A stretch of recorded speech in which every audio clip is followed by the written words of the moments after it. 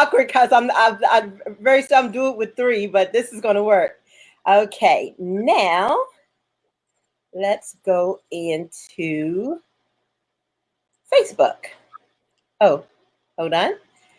Hello, I know you can see me. This is Tone. I am about to be live with casting directors and recruiters that are going to share some of the magic about filming and also about what you can do to kind of get on the right track of making a choice of having a casting director or a recruiter, or knowing the difference between a casting director, recruiter versus a agent. So stay tuned because we're about to start talking.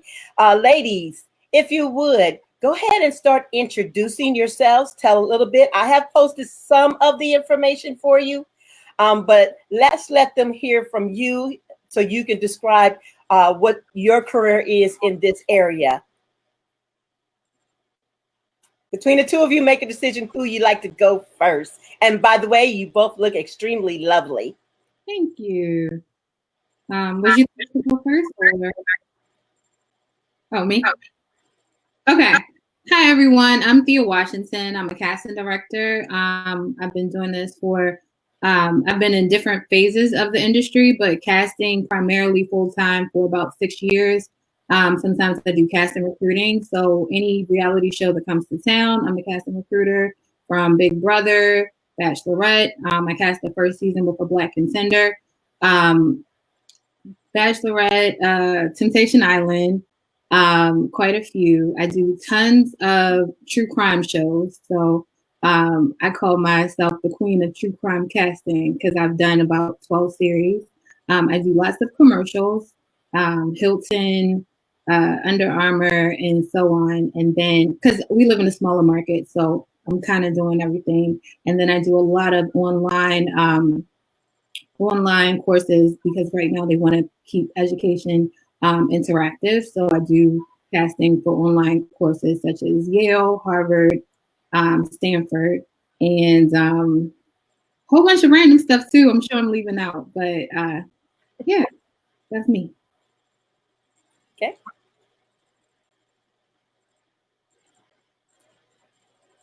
Keema, you ready? I can't hear you. Me or them? Keema. Oh, Keema, your sound. Your sound. Oh, yeah, she's mute. I don't know why. Hold on. Let me check to see if it's me or if it's hers. You're mute. Yeah, you're mute.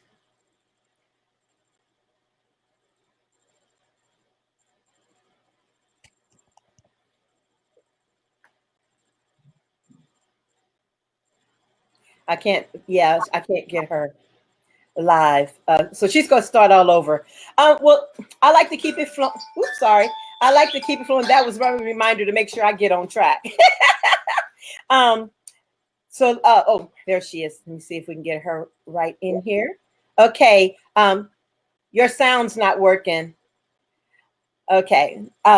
Anyway, so we're going to keep it flowing until she gets her sound together. Hey, Olevin, if you will, Olivine, if you will, go ahead and start a watch party for me because I can't figure that out again. All righty, Thea, we're going to go ahead and just go over some questions with you, and we're going to give Keema a little time to get her sound keyed in with us so that we can hear her. And then we'll let her start from scratch and introduce herself. So we're going to start with the simple things at the beginning. What is your most proud of accomplishment for you?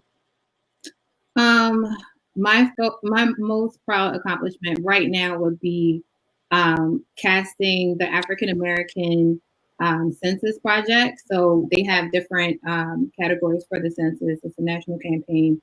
But I did the African American, Haitian American, and Sub-Saharan portion of the campaign. And I was able to cast my son, who's on a huge billboard. City. He could care less. He won't go to Target.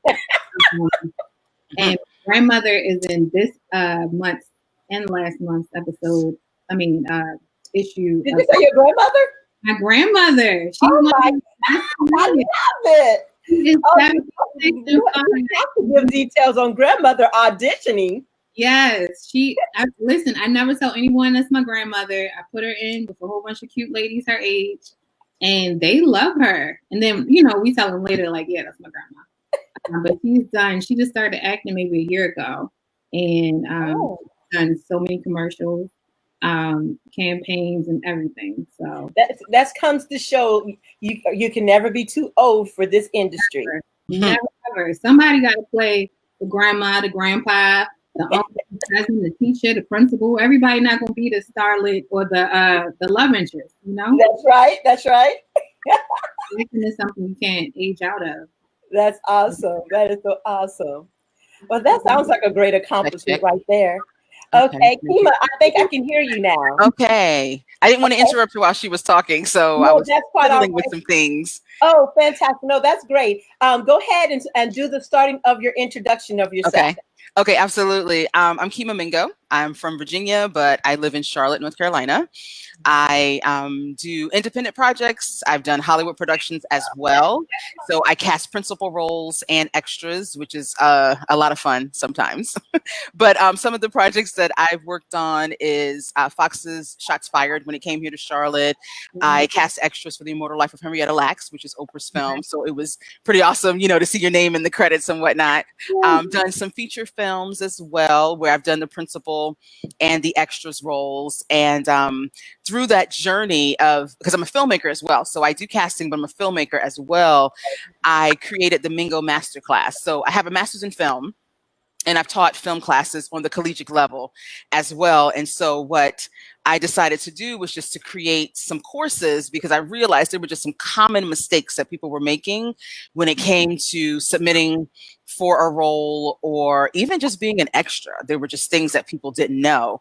And I wanted to inform them and educate them so then they can continue to be an extra if they wanted, or elevate themselves to speaking parts.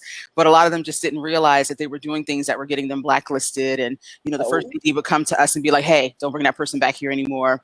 And I would have to fire an extra. It's like, why gotta fire an extra? But I would have to. So, but yes, I've done casting of principal and extras roles, but then I'm also a writer and a producer and a director too. So that's what I do. A woman of all trades. Can I ask, what part of Virginia are you from?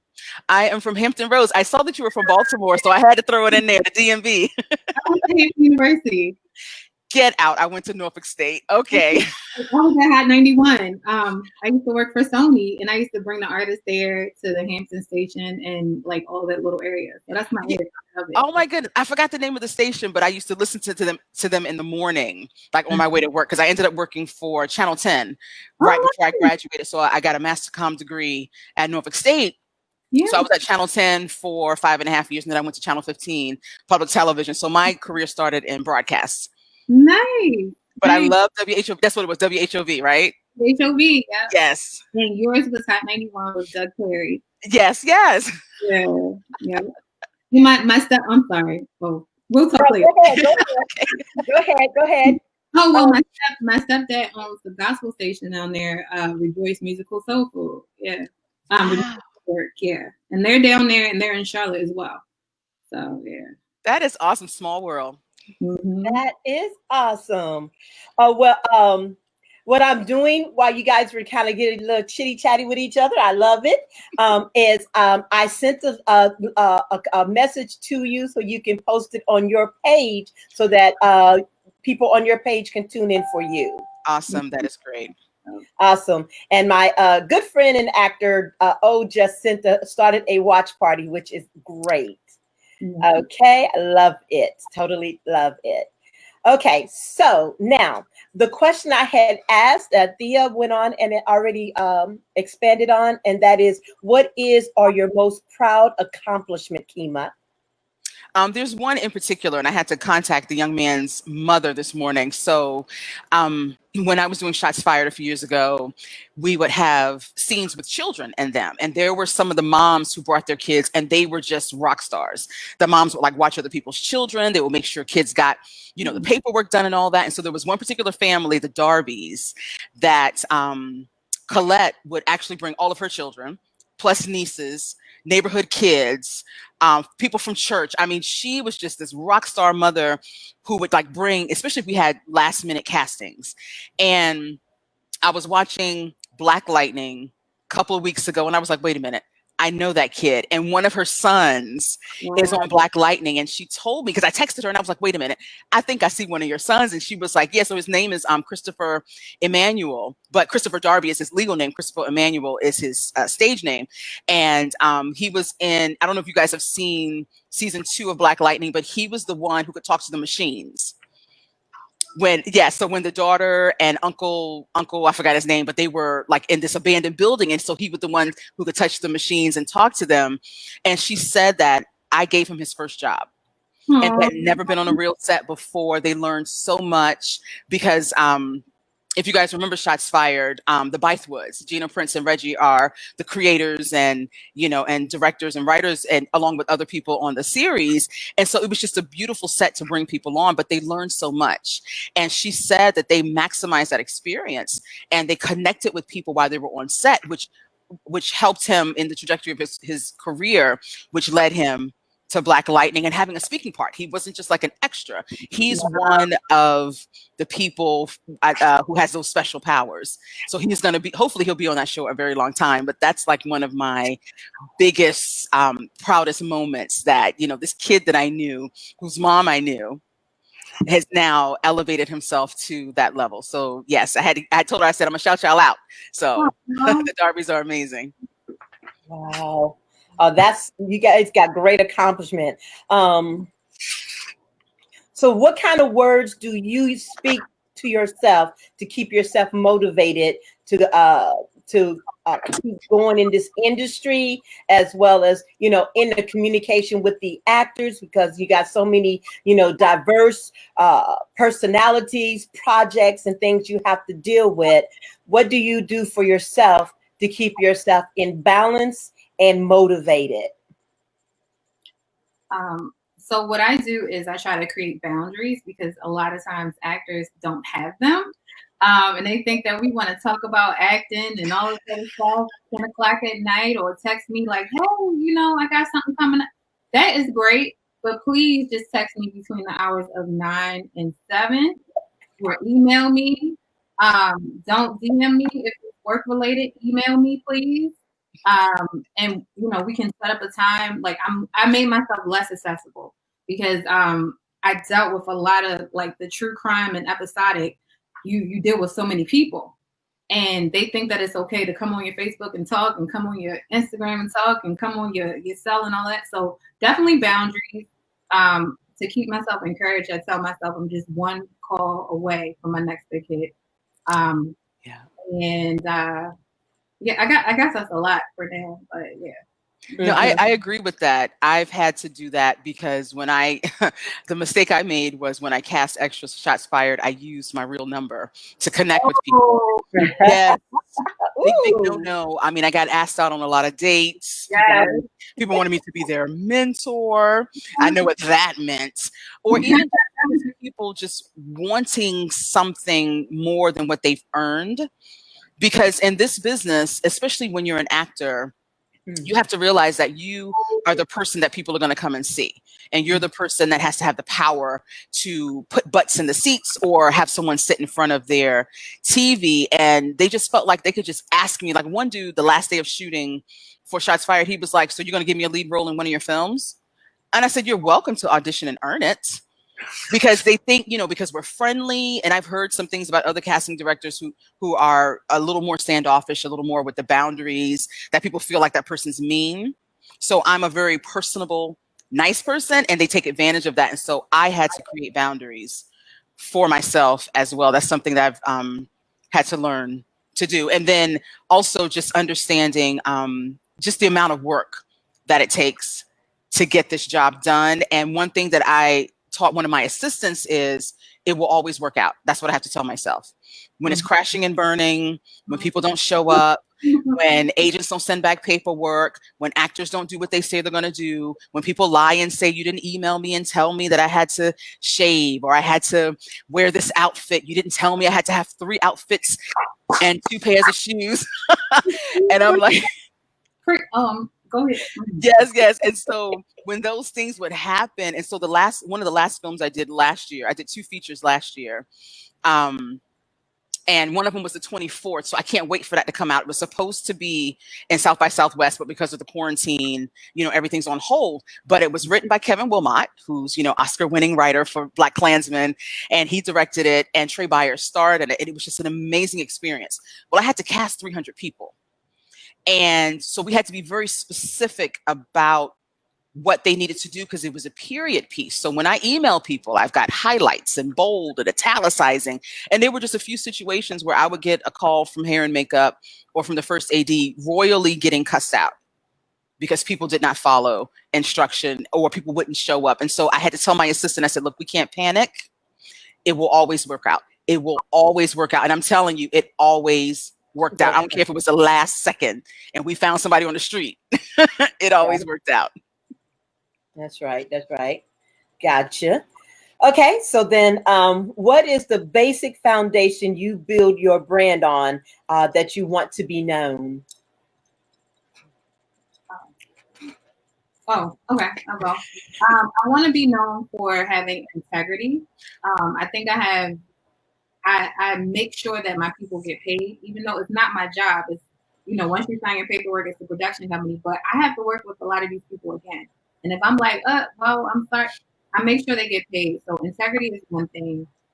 Creating opportunities for women and African Americans, and other, so when I do shows, sometimes if it's like a blank and we don't know the race, I purposely make it a woman. I purposely make it a young Black guy if it's a doctor or if it's a cop or something like that.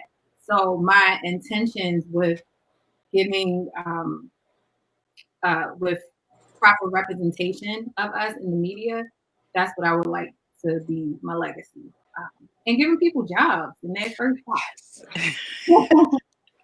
No, I totally agree. And mine is exactly the same. I was thinking integrity and I was like, she took my answer. But you know what? That is so important because that is our brand and our word is bond. And if I'm the type of person who's going to tell someone, okay, when you submit, I'm going to put you in front of somebody, I can't promise you the role, but I'm going to promise you that I'm going to give you the exposure or tell them that they will be able to work as an extra or whatever the case is. And I don't do my part.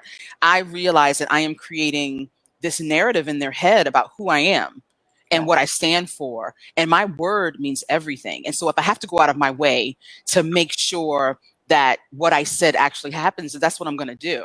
And if it's out of my control, then I'm going to be honest. What I'm not going to do is give people the runaround. I'm not going to lie to them. The worst thing you can do is hide when something happens, because then you deal with the aftermath of the fact that you hit it. Plus, you still have to deal with the thing that you were going to deal with. And I would rather just be honest and say, hey, I know you guys showed up. They just cut X, Y, and Z. Or, I know you showed up for this audition and they got rid of the role and they changed it. I would rather just be honest with people and upfront. And people have told me they appreciate that. Right.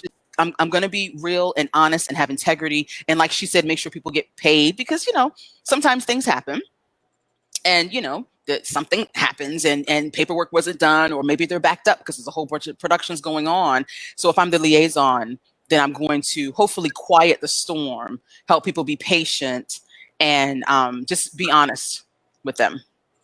Exactly. I have to key in on that one. Sometimes I actually get actors mad at me for having the integrity of my production because they're so used to doing whatever they want to do and other filmmakers allowing them to do whatever they want to do.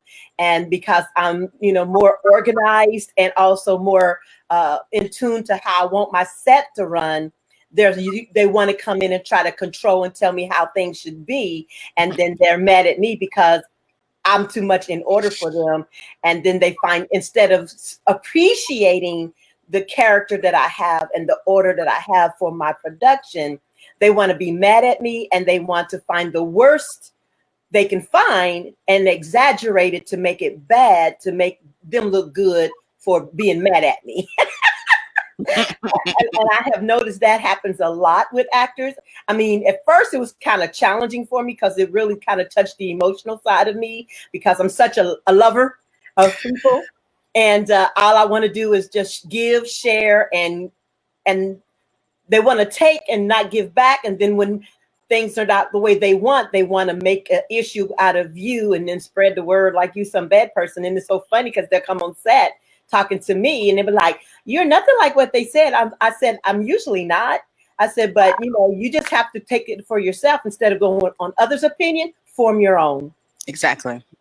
Did you want to say something, Thea? To say that reminds me of what you told me our initial conversation when you said that you're used to handling, you know, wearing so many hats and handling so many things. And I think that if you had, you know, when you have a casting person, it allows you to be the angel, so that way you don't have to be the bad guy.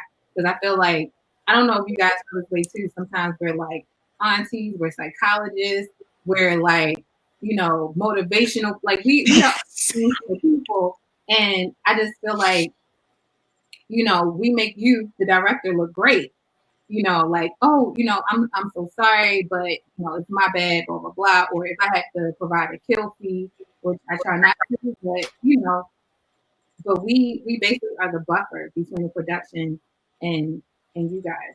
Well, because I know you're a producer as well. And you know, and I think, and based upon what you're saying, I think people need to understand that we're their advocates. Yes. We're not here to tear them down. It does not do us any good to tear an actor down, even if you're not right for the part. I'm not going to judge and criticize and hurt your feelings and act like I am goddess and, you know, you're the peasants. Yeah. No, the thing is, we're in there fighting for you, especially, you know, if you're working with a director who really wants our opinion and our input. We are in there advocating, you know, I really like this person. It may not have been exactly what you envisioned. Let's give them a chance to see if the talent is there. So then we can adjust some other things. You want someone with long hair, we can put a wig on them, you know, or just whatever the case is, that we can adjust some things. But we are really advocates, even to the point like with extras. And when I cast extras, they don't think about different ages. So when I cast them, I'm going to cast someone who's 65. Because guess what? They live in the neighborhoods too. They go to church too. They're going to be at the store as well. I'm not going to do the 20 to 29-year-olds, you know, XYZ looking type of person. When we want background extras, if you want it to be realistic, okay, great. I know we're not going to always cast children because that's a totally different ball of wax we have to deal with. But I will cast, like in this last film I did, I had some who were what do you call it? I guess sexually fluid or something, you know, where, no, couple of transgender, that's what it was. It was a couple of transgender people I cast. And I'm like, okay, cool. You can be at the store shopping just like everybody else. Exactly. There was one woman who was in a wheelchair and she had her husband like pushing her in the background. I told him, I said, look, my goal is to make this as real and as representative as possible. It's more than black and white. And they have to start looking at, I'm not going to say we, because I believe we casting directors, you know, venture beyond the typical. So if it is someone who's differently abled and they're able to be in the background, we could have her in front of her van with her wheelchair and the actor is, you know, walking out or doing whatever he's doing, because realistically you can go to the Sam's Club and see a person in a wheelchair. Right. That's real. So I've been able to work with some people who are open to seeing things the way I see them and to broaden the scope, because to me it just makes it richer, because guess what, that person's going to go home and be like, yo, I'm in a film. We got to go watch it. Yeah. And then people can identify with the realness of that's authentic. Yes, authentic. Okay. Did you want to add anything on that, Miss Thea? No, I love how she said differently able. I did. Labels. Whew, that's a big thing.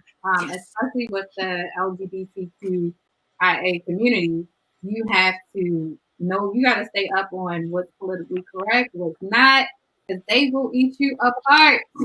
Yes, they will. Like, yeah, you will start a firestorm. So I love that she said definitely able, because it used to be disabled, and it used to be handicapped, and then like all the words evolved that used to be okay nowadays aren't so okay. And when you're dealing with a ton of people, you have to, you don't get no passes. You have to be on it. Like, yeah. But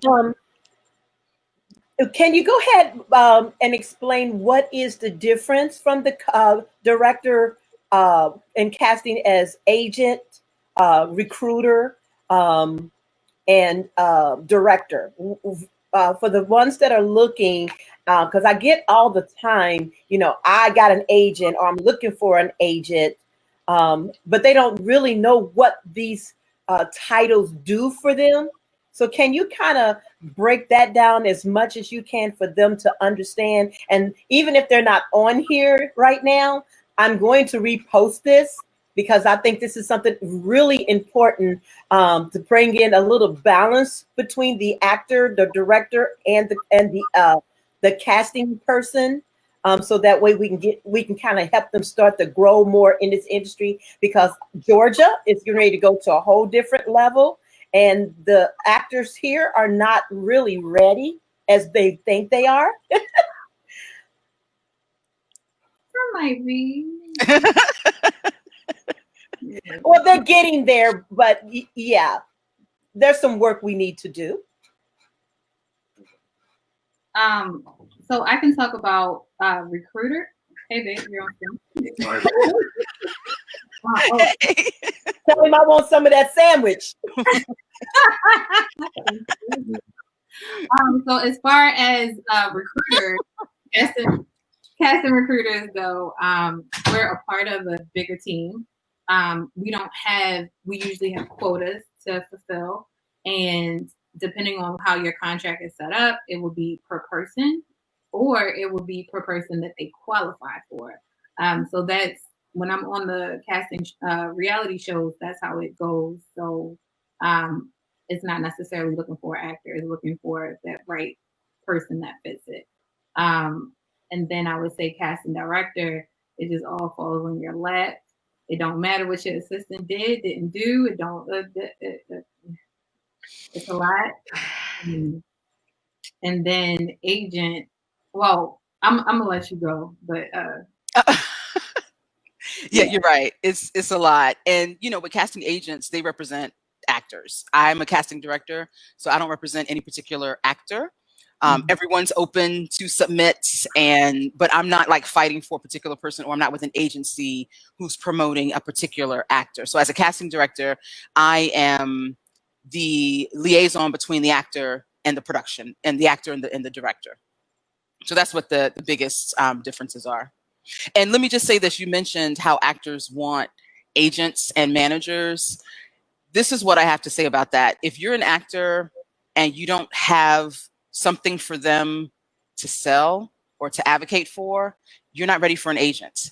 Just because you have the desire doesn't mean that you're now in position for them to go out and try to get you auditions. Because if you haven't taken classes, you haven't taken audition classes. That's something that, there's an art to auditioning, but then there's also an art to being in a scene with someone and creating that chemistry. Just because you are the life of the party at the cookout, and when you were in college, everybody thought that you were just such a character, that does not qualify you to be an actor. Yes, and yes. I'm sorry. Go ahead. No. I love the Amen Choir. Yes, ma'am. Yes. And because I've just seen it way too many times, and they don't understand that there is truly an art and a strategy and a technique behind acting. Even though they make it look like there's no formula, there are formulas. There's keys. There are things that people use. Once you learn them, then you make them your own. So why are you looking for an agent? You don't even have a proper headshot. You have not taken a class since high school, and you're about 35, and you think that that's still going to have some relevance. You haven't done the training. Because if Denzel Washington is still taking classes, Denzel said, I think it was in last year, that he was doing more stage because he wanted to sharpen his skills. Wow. Even though he's a master in film and people look to him for inspiration and all of that, he understands this is an art form that is ever evolving. And in order to stay sharp, you've got to keep working and studying. Scorsese said the same thing. He still goes back to the beginning of film, and he studies those directors and filmmakers from back in the day. So if the greats that we honor and that we respect are still studying, how dare you, as an actor, think that you've arrived?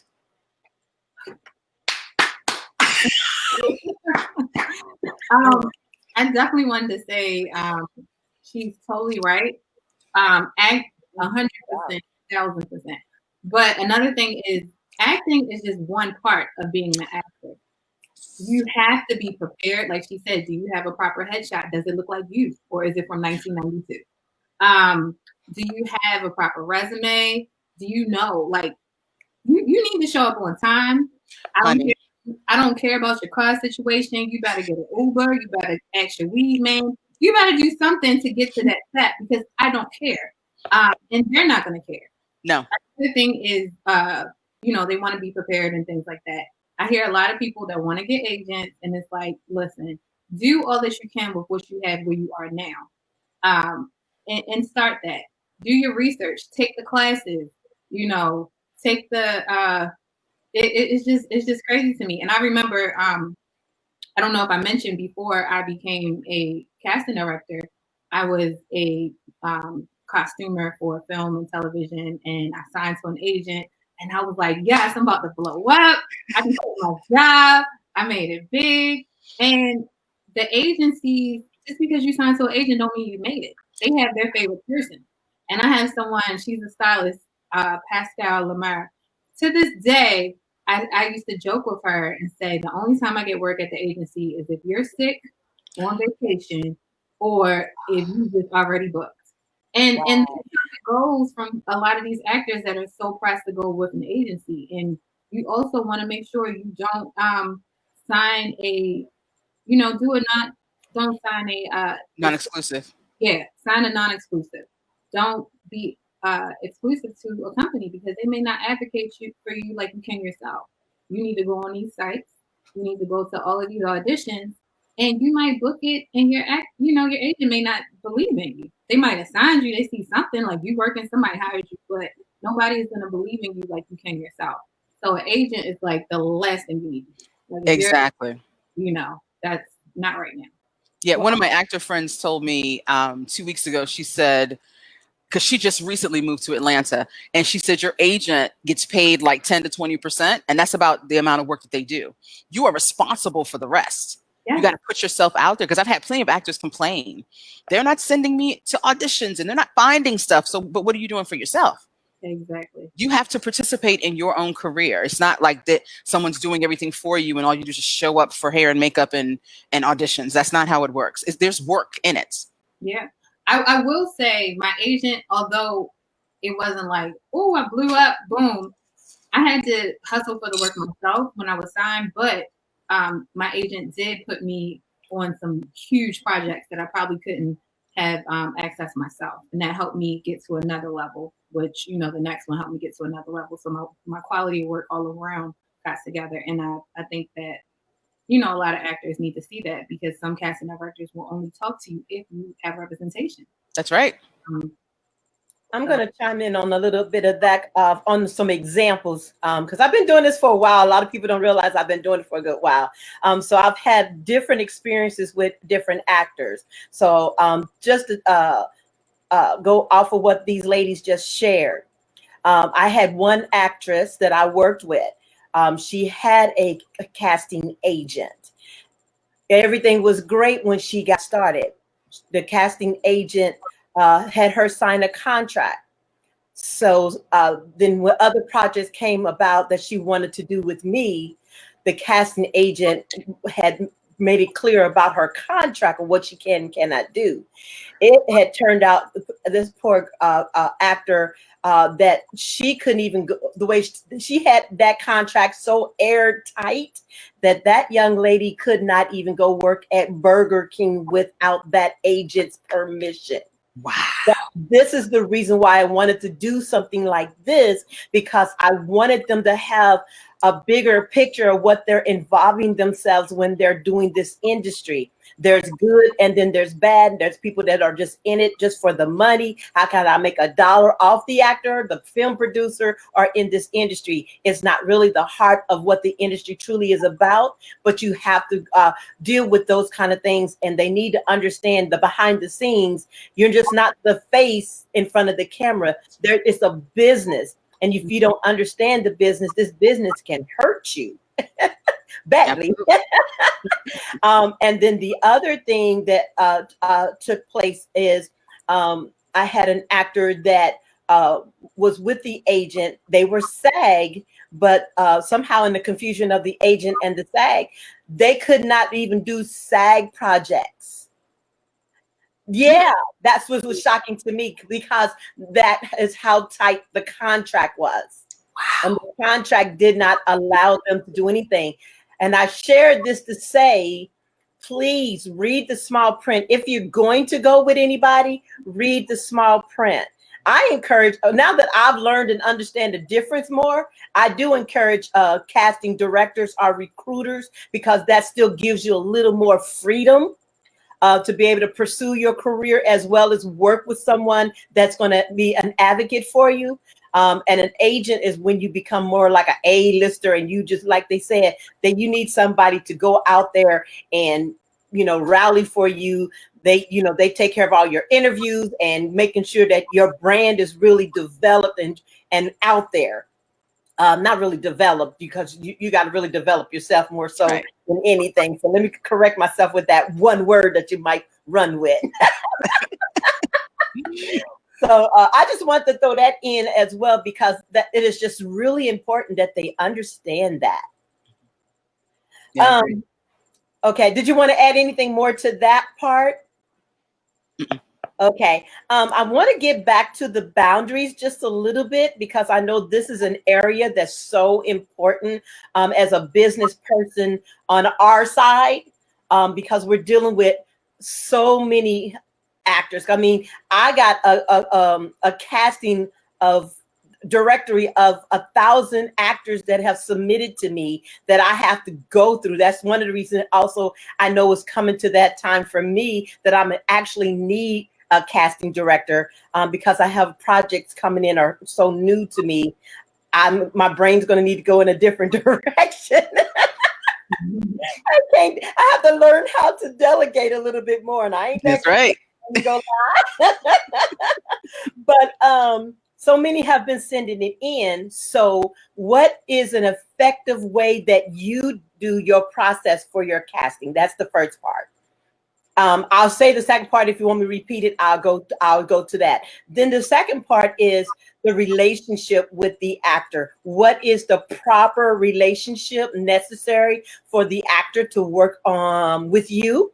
To keep that brand and the business going in a good flow, and give some tips to the actor on some ethics as far as working with you, some ethics as far as if they're going to work on with a filmmaker, so that way they don't ruin it between you and your filmmaker.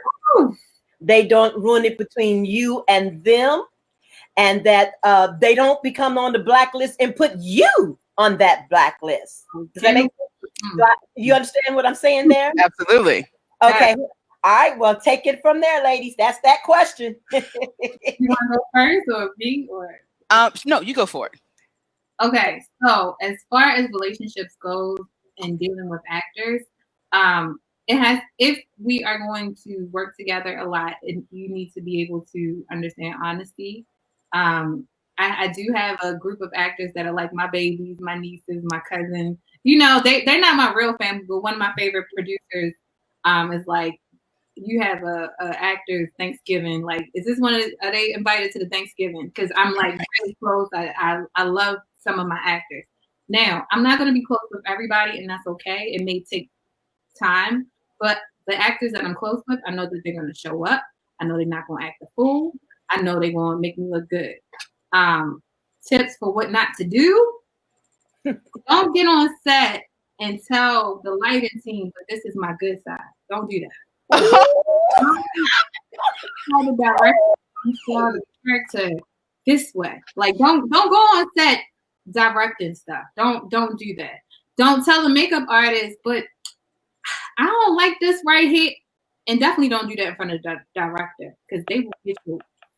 Don't tell the wardrobe stylist, this don't look good on me. I don't do that. They don't come back and tell me or the director, and I'm gonna get you. So just know your place. You're just there to hurry up and wait. Have your iPods with your iPad, whatever, with your headphones on silence, on mute. I don't want to hear that you complain about the food. That's not what you're there for. Nope. You bring your own snacks. You come prepared. You stay out the way. Now, if they need you or if they ask you, I always encourage people to be truthful when asked in a delicate way. I'm not about the beautiful truth. I mean, the brutal truth, like Right. loving truth.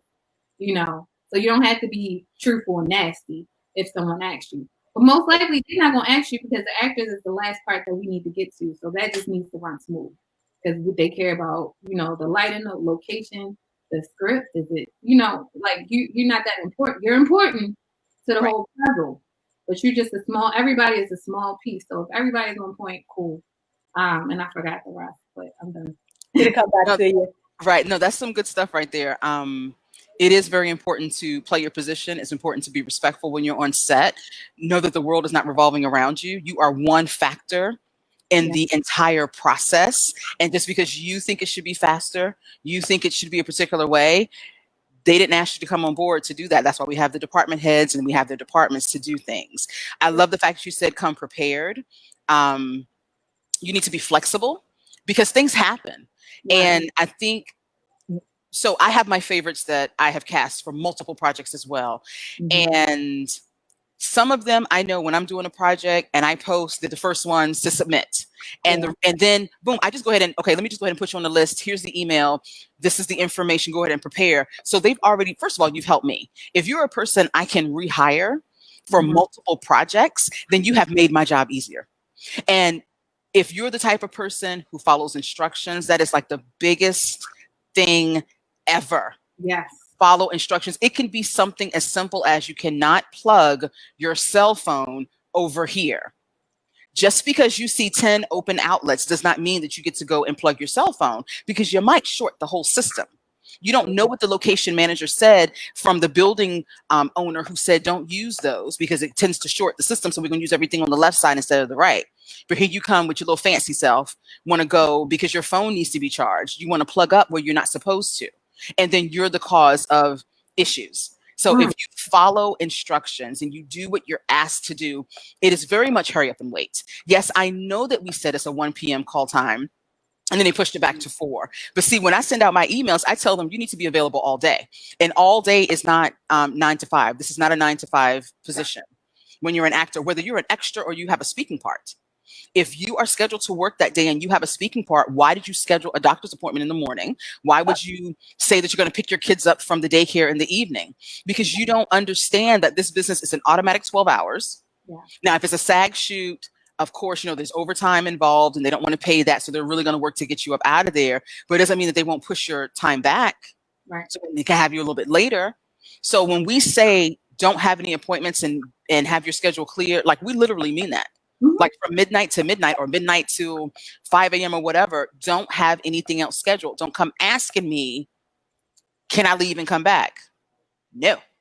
You cannot leave and come back. Is this am I going to be out in 4 hours? Now, if you get out in 4 hours, then yay, you get out in 4 hours, but plan for an automatic 12-hour day.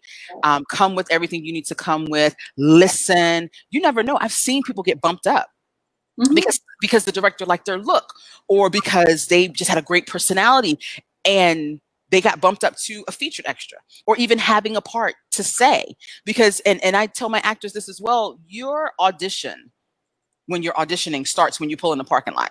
Yep. Your work starts when you pull on set and extras or when you're in holding or whatever the case is, when you park on set, people are watching. All the time. You may think that people aren't seeing you as you park and then you want to cuss out the PA who's out there parking you because you want your car to be a particular way. And they're thinking, honey, we got 35 other people coming. You're not the only person and we have to park the cars this way because you're not leaving for 12 hours anyway. So does it matter that you're parked on the inside? That's the moment everything starts.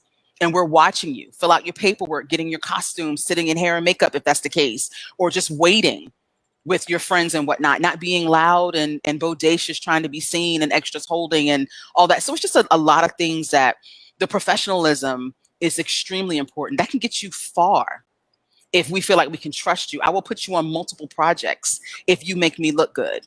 But if you become a headache, if you're a diva, Miss Cafe person #1 that's not even in the credits, and you're a diva, I'm not booking you for anything else. And there are some people now from 4 years ago that I will not book for anything, because when I'm not on set, somebody's going to call me and say, hey, I don't know what you know, if you know, but that person was trying to tell the first AD what to do. There was a young lady, unfortunately, we had to fire her. And I eventually told her later on, because I wanted her to get better. I said, but that's what it was. Every time they asked you to do something, you were huffing and puffing. You had an opinion. You were speaking loud enough for people to say something. And then when they were doing something that you weren't involved in, you had an opinion about that, and they heard you. And I got the phone call. So they said they don't want you back. That's not even something I can override. Right. They don't want you.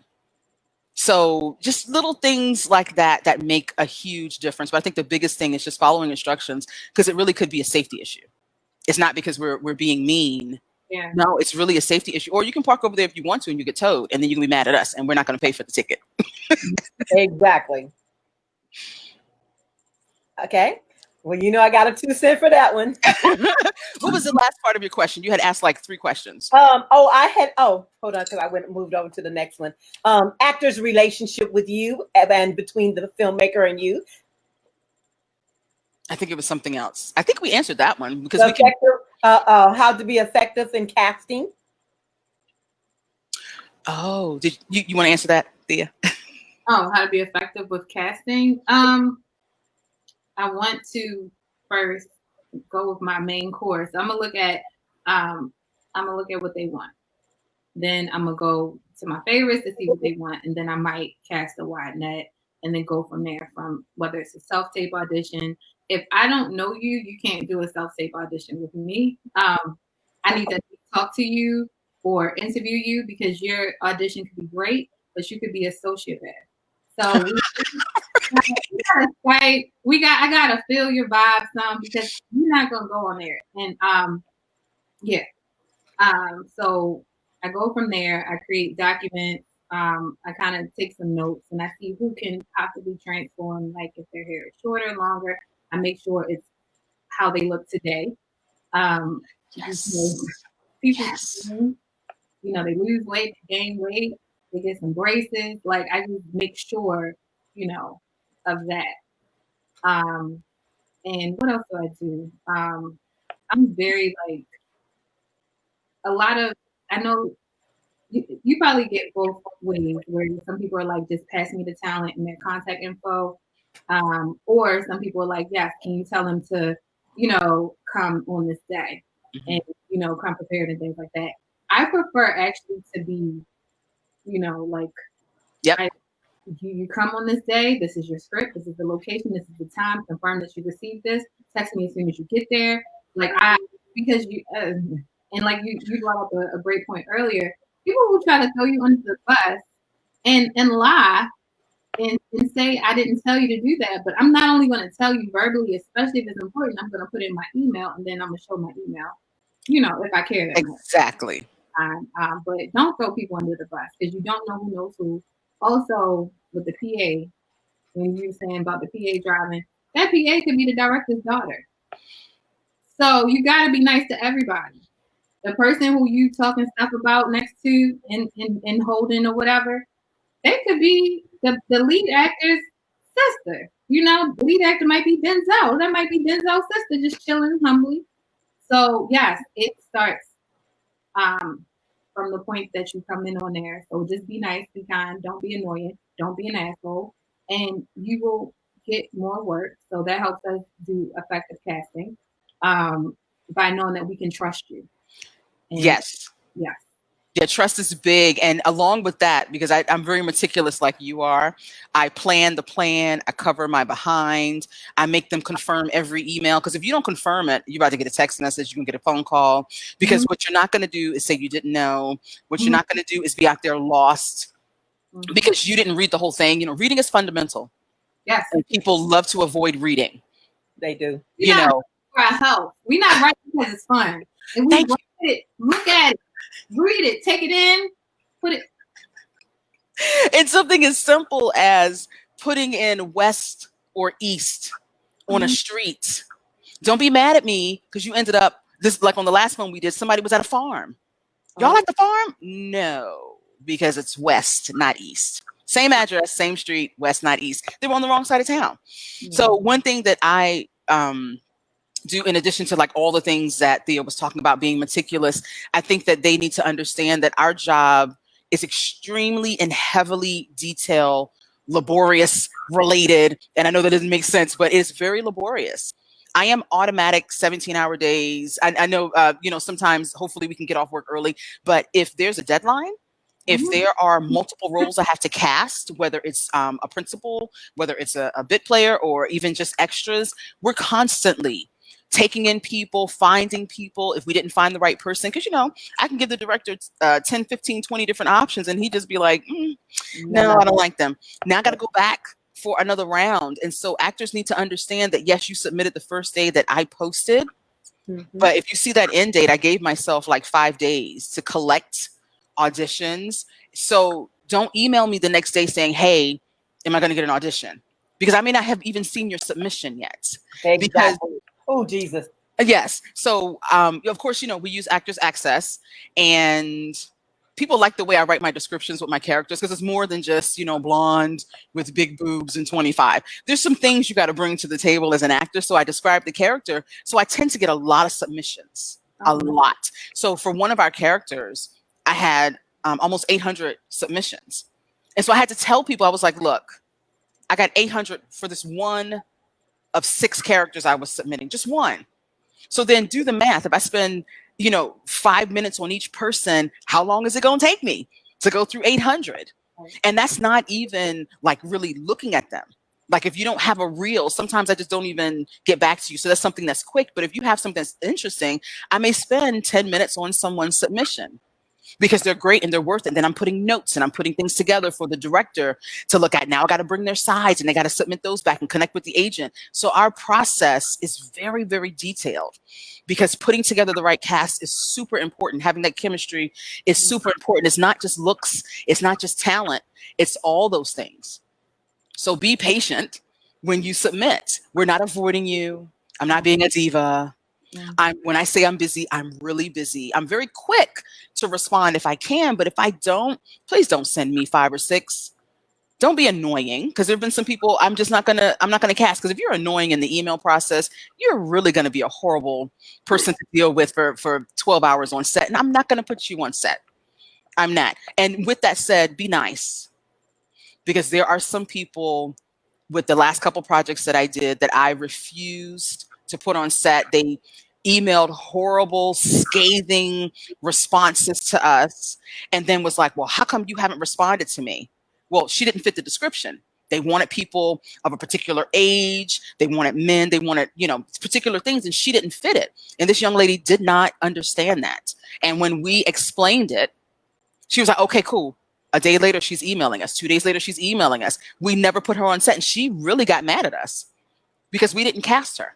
She wouldn't even follow instructions, first of all. So I'm just thinking, if you can't submit a proper email, then why am I going to put you on set and you're not going to fill out the proper paperwork, and then all of a sudden your check doesn't come and you're going to be mad? So just being nice and being respectful will get you a long way. Again, we're not the enemy.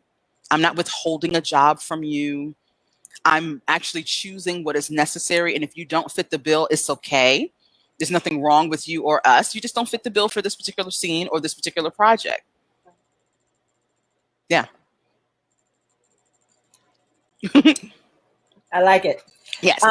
Yeah, I got to get in on that because I do a lot of my own casting.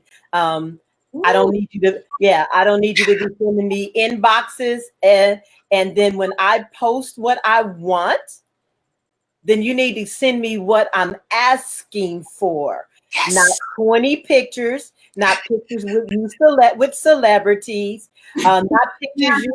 not pictures of you in bikinis, and not pictures of men showing their abs of 6-pack, because that's not the role I'm casting for. And if you pay attention to the details, you'll know that's not what I'm casting for. Right. And then when I don't respond, you want to send me an inbox. Have you gotten it yet? I may have, but I don't know. But there is a protocol that you need to follow as an actor if you want to be cast. Because if you don't pay attention to the details just in the audition portion, then what makes you think I'm gonna believe you're gonna pay attention to me on set? And that's and I put specific details on what I'm looking for that reason, because I'm looking to see how you. My first goal is to see how you actually pay attention to details. Yes. So if so if you send me a reel with a picture and you don't do the full body shot, I'm tossing you anyway. If you're not. Yeah, I'm being honest and serious, because if you're going to send what you want, you're not auditioning for me. You're just wanting to put your stuff out there to say, here I am. Right. I'm looking for you to fit a role. Not only am I looking for you to fit a role, but I'm also looking to see, are you somebody I can work with?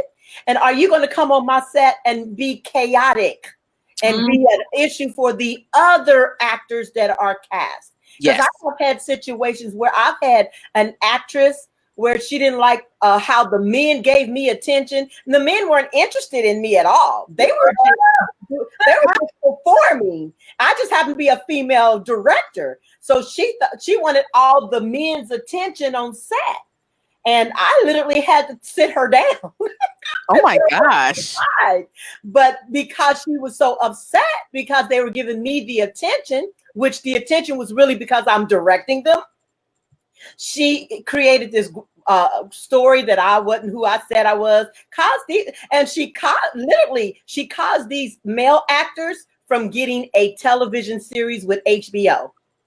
Because they all started talking with each other, got caught up in what she was saying, and then they started quitting or having attitude towards me. And I lost the project too, but still, that's the reason this area is very important, because if you're not right as an actor, you can spin off into other actors' mindset, and you can cause a bigger problem, and you can cause a ending or trashing of a project, as well as the producer or the director of the project. I even had actors that came on set that the day ended up being long, and they're yelling at me. I'm the director, and they're yelling at me, telling me it's 2:00. It's 2:00. And I'm like, wait a minute here. And what ended up happening is my mentor was on set that day and was watching as that actor was saying, it's 2:00. Hurry up. It's cold outside. Come on now. We got to go. And now that mentor tells me if I even consider working with that actor, he will stop mentoring me. Wow. That's how deep it can be in the industry. So you have to be mindful of all your actions and your character to what you bring to the table, because you can not only ruin your own career, but you can ruin it for other people. So you really got to find a way to come into this seeing this is a bigger picture than you. Right. And they need to also understand that we want to work with people that we like. We're going to be together a long time. If it's a series and you're a series regular, we're going to be around each other a lot. Even with the film, it can be 15 days. Yeah. 12-hour days. And so we want people who are friendly and amicable. You're flexible. You're willing to just stay and get the job done. We understand that you're tired and hungry. We'll have to order a third meal if that's necessary. Everyone is hot. Everyone is cold. Everyone is wet because it's raining. So it's not like God just rained on you and everybody else is dry, so you get to complain.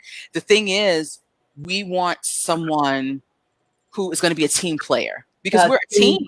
Yes. And we all play a part in making sure that if you are the actor, you're the lead, or you're one of the other parts, that we want you to look your best. And that's with hair and makeup and lighting and lenses and camera equipment. We want you to look your best. The writer wants that person who fits the part to do well. The director wants you to do well. So it's not like it's an us and them. where we're against you because we're not in front of the camera, our names are going to be attached to the project as well. And I would tell people, if my name is attached to anything, it's going to be amazing.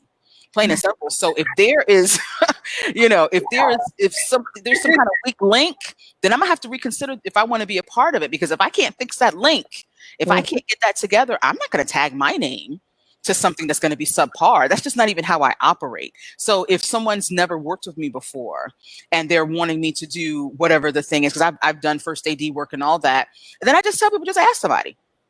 I've even posted, okay, people who've worked with me, tell people how it is to work with me. I have nothing to hide. You need to Google me. Exactly. You need to research me, and not in the arrogant sense. You need to vet me to make sure that I'm the right person for your project. Because if I'm attached to it, there's going to be some standards. There's going to be some expectations. There's going to be professionalism. That's what you get when you hire someone like me. And I can imagine even with you, Thea, and the way that you're speaking, you're going to get those things. And so as an actor or as a filmmaker, whomever, just make sure you come in open and willing to work together, because we're in this thing together to make sure that the end result is superior, because we all want to be proud of it at the end. No one is against anyone else. Okay. Well, a lot of stuff, you guys, these questions that you have already pretty much covered. This is beautiful. Okay. Here's a good one. Share your thoughts about myths, example, reality versus film, and independent versus the mainstream. Thea, I know that's something personal for you, so I'm going to ask you to go first, if you will. Okay. Film. Oh, so I just worked on a film. It's on Netflix now. It's a little corny, but it's cute. I was second AD, and I was the casting director. And because I came from wardrobe, I wanted to make sure that the wardrobe thing was good. Like, I just want y'all to have support, because a lot of people don't know that film is shot out of sequence. And my first film that I worked on, it was like, it was, yeah. So for actors specifically and film directors, make sure that you have the actors not change their hair, because you might shoot day one on the first shoot day, but you might shoot day two on shoot day 40, So if you've gotten your hair done differently, you got to make sure that the bow is on this side, that side. And sometimes we ask actors to bring their own pieces, or they might have, the wardrobe people might have been like, oh my God, that was great. I like what you have on already. Bring that stuff. Don't have us up there looking stupid or in the editing room and we didn't. Like, you have to be accountable for your part that you play. So if you have used anything on the set and you're shooting multiple days, bring everything back. So one, film is thug life. Hats off to you. Hats off to you. I don't know if it's probably gonna be a while. Especially from like any AD or whatever. I probably can cast. I can give you a lead. I can give you some background, but I'm not gonna be on set. That is okay. Okay. But film it's hard. So you have to be like, you gotta be nice. And I work with some people who, like, I don't even know who you are, or you were hot when I was in the 6th grade, and not from this movie here, but I would say another movie. And they had the nerve to be assholes, but then I worked on another movie as a smaller role, and it was some of the most beautiful people. Like Blair Underwood was on it. It's called Really Love. It was a female director, Angel, from both. She had Blair Underwood. She had Crazy Eyes from Orange is the New Black. Uzo. Yes. Michael Ealy, and she had Kofi. Oh wow! All those people were so cool and so sweet and so nice. And I'm looking at all these other raggedy actors that ain't done nothing yet, and you want to be arrogant. Like, these people are legends. Like, when I tell you Blair Underwood was like, oh, call your mom. And I'm like, Can I Excuse call me? I know, right? Mm-hmm. I know. Yeah. Hey, how you doing? I'm Blair. And my mother's like, ah! Oh my God. But these actors are so accomplished and are so nice and are not full of themselves. That's right. Fine Self from Queen Sugar was like, are you okay today? You need some water?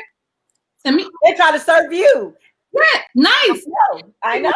Real. That should not be tripping off when these actors have coming in with this diva-licious stuff. And I'm like around these actors that are like A-listers and they're like trying to serve me and I'm there to serve them, but they're trying to serve me. And I'm like, wait a minute here. There's something wrong with this picture. Right. So actors, they gotta definitely and even people in behind the scenes have to check the ego. Because if these people are so humble and happy to be here, yeah, you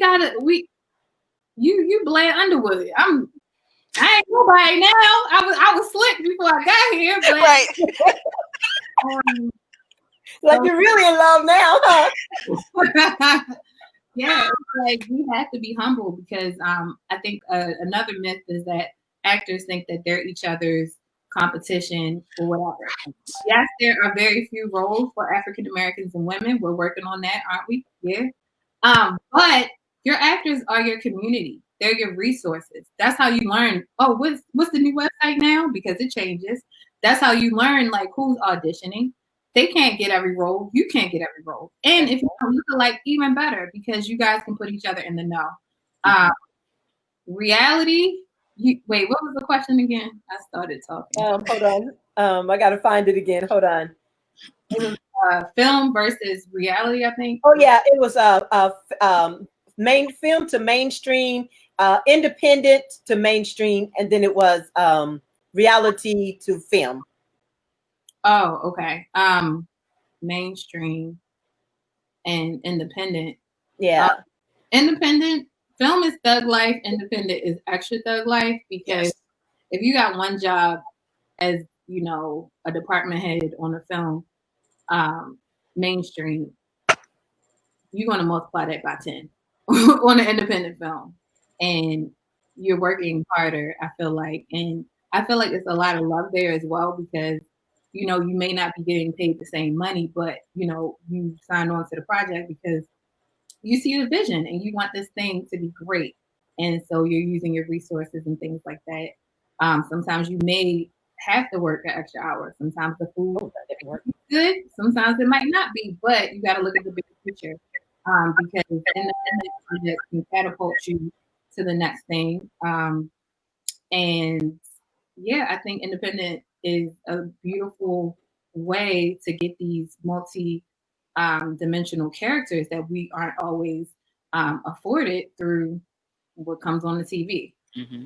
So it's a great opportunity. I always encourage actors to do independent projects because instead of playing Where's Waldo and House of Cards or whatever in the background, you can show real emotion and possibly get an opportunity in an independent project to show the different things you can do instead of panning across you like in your reel or whatever. Like I don't understand why people put it in their reel, but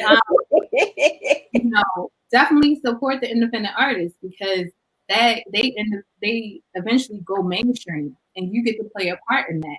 And it's not just you helping them; they're helping you with your craft. Like you get to practice and you get to perfect your craft.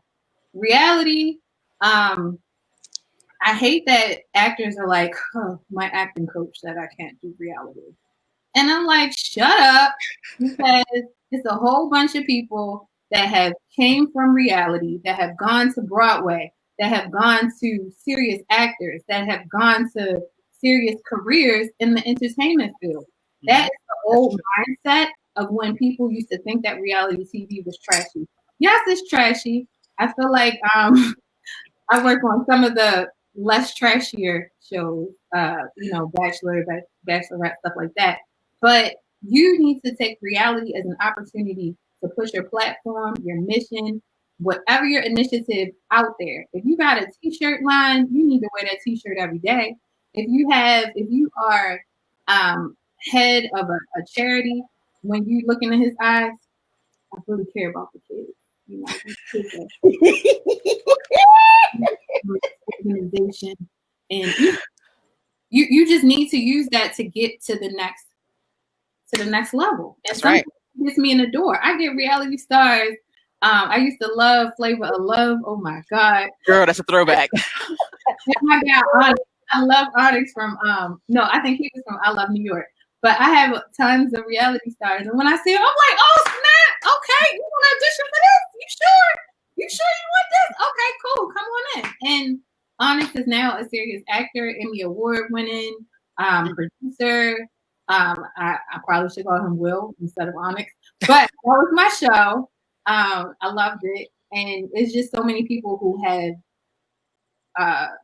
done so many more things from reality. Like that's an old stigma.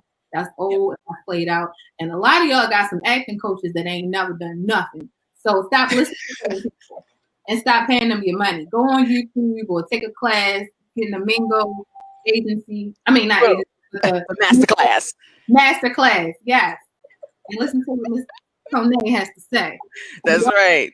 Coaches don't know nothing. Like a lot of them. I'm sure it's one guy in Maryland. His actors are good.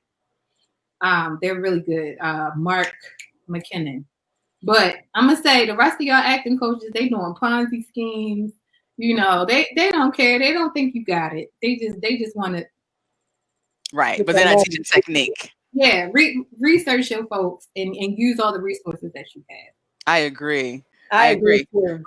And I think just based upon what you said, when it comes to independent films and Hollywood productions, with Hollywood productions, the lines are very crisp. They're very clear. You will not cross this line into someone else's job. You're not going to go see somebody else's line. You're not going to go and plug up something or pull something or drag something off of the truck that is not in your department. Nope. When it comes to independent films, that is a beautiful place for you to learn the industry from the ground up. And I tell even my actors, because I do a Secrets of a Casting Director workshop, to tell them what we casting directors really think, what we say about them when they walk out the room, because they don't know. What we say when they submit via email, they have no idea. So I just tell them the truth. But then I also started doing a scene study, and because a lot of actors don't know how to bring stuff to the table. When they see a scene, they can master the audition. And then when they get in front of the casting director and the director, now they have to take direction. They don't know how to do it. And so if you work on a smaller film, I tell those actors, you need to be a PA. Yeah. And they may feel like, oh, well, that's not what I want to do. I want to be in front of the camera. I've worked with way too many actors who now want to be directors. They want to be writers. They have no idea how much work it takes. They think, based upon their experience, from their experience as an actor, they book a role, they come on set, they're in hair and makeup, they're separated from everyone, they do wardrobe, it's time for me to be on, I do my lines, and then I go home. They don't realize that, no, we're there setting up, clearing the space, cleaning things, mopping floors and stuff, taking out garbage. And then we stay after the actors have been released and we say, so-and-so is wrapped for the day and we applaud for them. There's still more to do. So as a PA, if an actor really wants to learn this business, at least be a PA for one project and see what it takes to make you look good so you can appreciate people and treat them with respect when you're on set, whether you are the lowly whatever or you are the face carrying the project. I think that's very valuable to understand the business that you claim you want to be in. Right. You need to learn it from the ground up. So I think that's like one of the biggest things. On independent projects, you're able to do that. Because, there is a shelf life for those in front of the camera, unfortunately. And then if you're a person of color or if you're a woman, they kind of start writing us off at like 35, 38, maybe 40. There's only a handful of women that we see past 40 who have a thriving career. So if you ever want to transition to the other side, come work on these independent sets. You're going to learn a lot of stuff. But then on the Hollywood productions, there are people that you can meet that you just got to know, got to know the time when you can talk to people about what they're doing and how you can slide in what you hope to do next. You can't be campaigning in between takes because that's not the place to do it. But maybe at the lunch table, when everyone's sitting and talking, like with the 24th that I did with Kevin Wilmot, I was having lunch with my assistant and these two young guys walked in and we were like, oh, okay, they look interesting. And they sat down next to us. And I was like, hey, so what do you guys do? Oh, we're the financiers. Oh, I was about to leave. Let me sit down here and talk to you guys. And they talked for like 15 minutes. And I learned about these young men who are from LA and they financed the film and, told me how they found out about the project and stuff.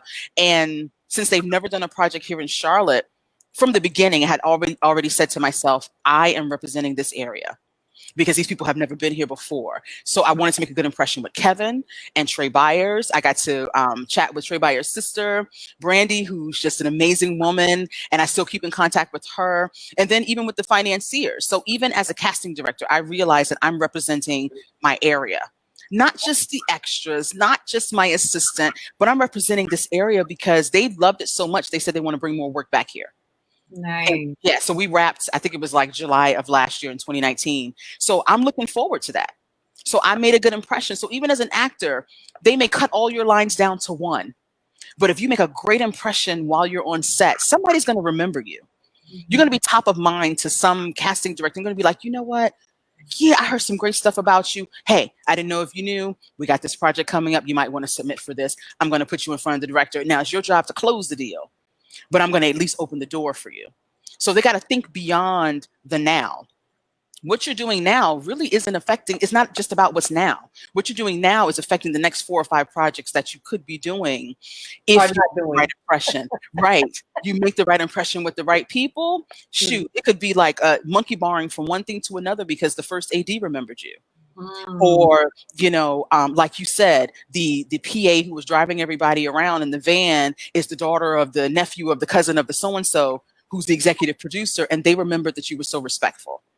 So you never know. So you got to treat this like I'm making a great impression for now, but I'm also making a great impression for later on.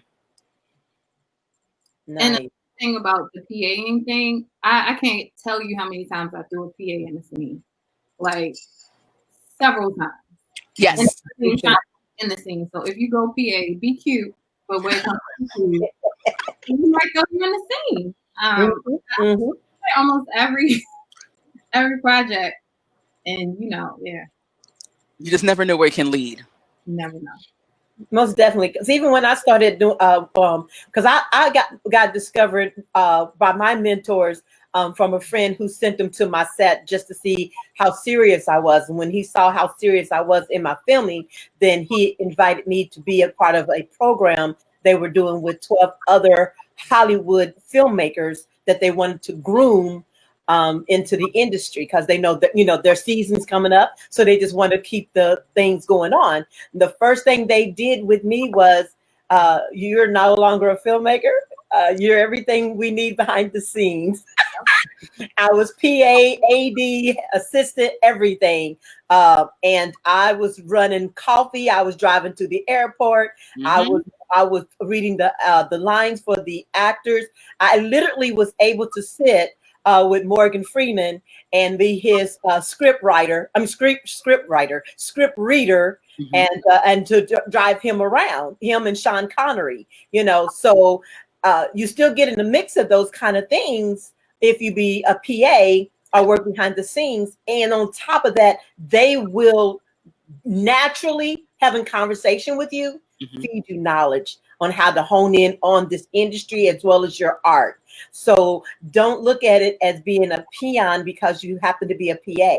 That role right there is very important because they're the ones that help everything work right on set for you to do your performance. That's right. So I agree with these ladies 100%. Treat everybody nice. This is my thing. Treat everybody nice and come looking good as if you are going to be the star, period. Because you never know. Yeah, right there. That's why that actress mad at you. That actress was upset because you were stealing the men because you can't be a star. Right, she was too cute for a director. Yeah, and you never know what picture you might be in, and you don't want to be going back, because I have actors where they've taken pictures and they want to tell me, oh, that picture wasn't good. Please don't post that. Well, you came that way. I can't do nothing about your look. That's you. You need to do something about your look. So I'm not going to not put my picture out there because you don't think you looked good in my picture. So make sure you come always looking the way you know you want to look. It's like, forgive me. It's like when your mom or your dad, whoever you raised by, tell you you want to make sure you wear clean underwear just in case you get in an accident. And that's how you need to think about this industry and how your presentation. You are your presentation. You know, make sure you look good all the time. That's right. You don't necessarily have to be in makeup. You know, you can just have have your hair nice and no makeup. It's okay. Right. But you ain't gotta have it going this way and that way and then looking all raggedy. And you know, and I love me some sweats. But I try to make sure my sweats are even cute. Right. I ain't gonna lie to you. You know, I sometimes they're a little baggy, but I'm cute in it. Right. So I try to do a little colorful just to kind of give it a little life, just in case I'm a little, dull in my moment. Right. Okay, are you okay on that one? That I can go to the next question. All right, the next question is talk about the value of social media, what you look for as you do your research for actors, and then expand on promotion of projects and doing actual interviews about projects. I would say that social media is a little tricky for actors because some projects you need permission. Some people are like, I'm on set. And then, you didn't show the costume, the whole thing, and everything like that. And then, they have some people that they pay to go through social media to make sure of that. So when you get a role, I know you're excited. Don't tell nobody.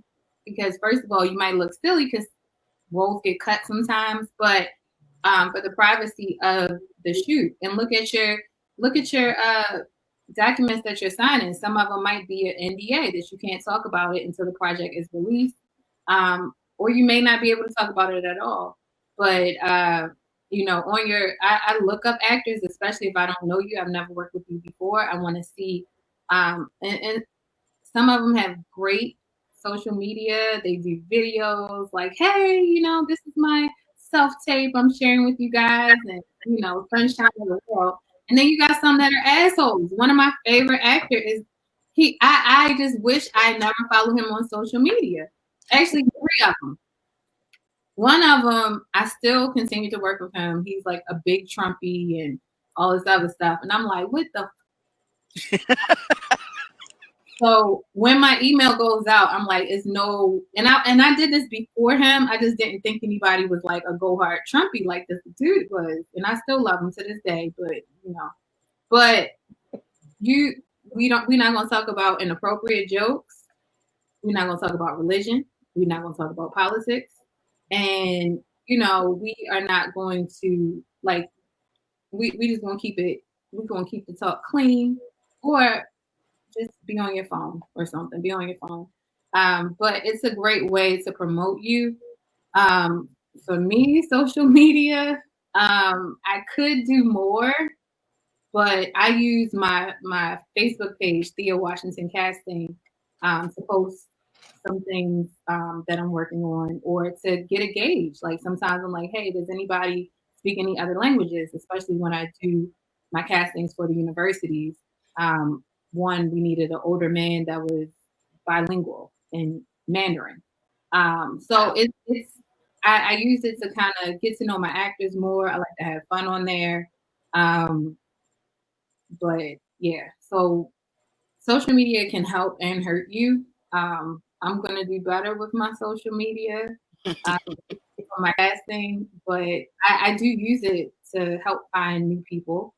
I love people who are excited, that want to get in. And, if it's one of those projects where I'm like, okay, I can give you a chance to be background and kind of have enough time to tell you, like, look, don't do this, don't do that, da da da. I will do that, but it's almost like a community. If I'm looking for a blonde chick, blah blah blah, in the Maryland area today, right, they will be working like, here we go, and it works out. And the fact that I can trace it back to some other actors that I like and trust, great. So yeah, I want to do better with my social media. Mm-hmm. But Now, what was the question again? I want to make sure because I love what she said. I just want to make sure I answer it. Share your thoughts about, oh, wait a minute. Talk about the value of social media, what you look for as you do your research for actors, and then tell a little bit about actors promoting projects and interviewing in relation to their project. You know, Okay, being yeah, able to get the information out. right. When it comes to them promoting the project, like she said, you can't give away stuff that's specific to like the storyline. So when we did the 24th, because it was a period piece, they said you cannot promote anything, you can't post anything that showed the uniforms of the actors or like specific things with the scene. So what I would do is I would take a picture of the little markers we have where parking was.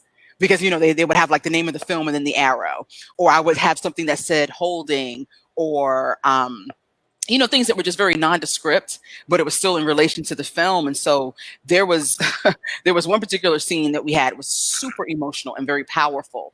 And there were some crew members who had posted, like the actors were saying that they could see people in the background, like with their light on their cell phone, recording or posting the performance, and it was distracting. And then some of the crew posted pictures from that scene. And so they sent out the scathing email.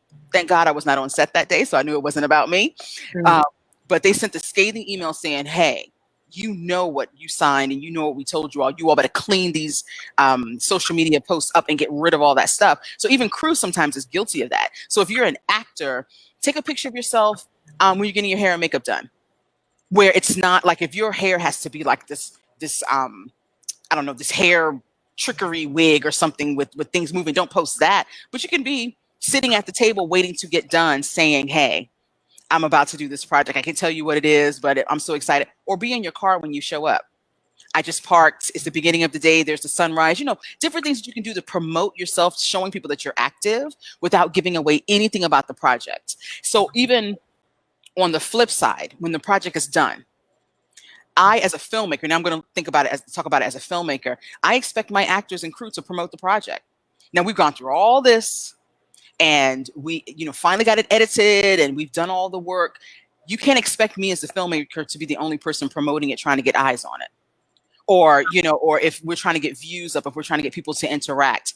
It's your job as an actor to promote and tell people what you're in. I don't understand why there are some actors who won't promote and say, hey, our project got accepted into 5 film festivals. Why would you not promote that? Why would you not let people know that you were one of the lead actors in a film that's been submitted and accepted or won an award? That gives you credibility. It gives credence to your talent that you were able to do something that elevated a project to the point of being an award winner or being a special selection. So on your social media, don't give away stuff about the film, but when it's time to promote about the film, take the time to get it done. Talk about what you've experienced. Tell people about the actors or the script or the director, because that's, it's all about relationships in this thing. You're not a solo person doing this by yourself. We're building relationships as we grow. And if you can depend on me to give you great projects, to put you on professional sets, to make sure that you get paid, then I think what you can do in reverse as an actor is to promote the project, because I'm getting my name out here as a writer, as a director, or as a casting director. Help me like I've helped you. It's not one-sided. And sometimes they think it's one-sided, that you have to make me look good. You have to do the work to promote the project that I lent my face to. Well, this is a we thing. So make sure that you promote and talk about what we did and how great the project is as well, because inadvertently you're promoting yourself. While you're making us look good, you're making yourself look good too. Yeah. Thea, did you want to add anything more on that? she said it perfectly. She did. She did that perfectly. Okay, so then let's go to the next question. I get this a lot in early morning. I've been getting them. I got a lot of young adults and teens that are seeking projects now and and their parents are trying to figure out how to get into the industry or how to help their child and be a mommy manager or a daddy manager. What kind of tips or guidance or advice you can give them to help them get started, or what's the proper way for them to get their child on projects? All right. I want to say, first of all, mommy and daddy, do you have time to go get the birth certificate? Do you have time to get things notarized? Do you have time to drive them to and fro? That's the first step. Before you push a kid out there, you need to make sure you have the time for it to sit on set for 12 hours, because your child needs to be with a guardian at all times if they're under the age of 18. Another thing is, are you willing? Do you got a bad? I'm sorry, I'm not gonna cuss. Do you have a bad kid? Is your kid bad? If you don't have control over your child at home, don't bring them to no set. You know if your kid bad, or if they listen, take direction. Because if they're not doing it at home, they're not going to do it there. Start with classes. See how they act with, see if they can take direction within a class thing. Because what you don't want to do is jump out there, and your kid might be cute as pie, but they don't listen. So they're going to be like, nah. Or, I might be like, hey, I got this really cute kid, but don't cast them because they acted a fool and ran amok on the set. Also, be be very diligent. Do your diligence to look through these different projects that you may be putting your kid in. Like, pedophilia is a thing, and you got one time to mess your child up. Okay, they have it. Child abuse is a thing. Dan Snyder. I'm going through the rabbit hole, like looking and reading up stuff. He was one point the president of Nickelodeon. Okay, so Google these things. Google these things, and don't let them make you think that stage mom is a bad name. I think that was created to separate the parent from the kid. And look at these videos of what some of the moms did wrong and what some of the moms did right. Now, if you do your research and know the signs to look for, don't let your kid have no sleepover with no director or whatever, unattended. No, you need to go. It's just weird. Don't if you cannot be with your child at all times, do not sign your child up. And if they try to separate you from your child, no. The only way that I will agree with that is if you are in a double glass mirror with access to a door to see, because sometimes they want the parent out of the room for the audition. But I'm weird about that. I'm a mother, and my child is only going to be on stuff that I'm casting. So if you don't have the time to be there with your child, be on set and do all that, don't get your child in this industry. All of those kids from Disney, they ain't go crazy for no reason. There's some things that happen. Do your research.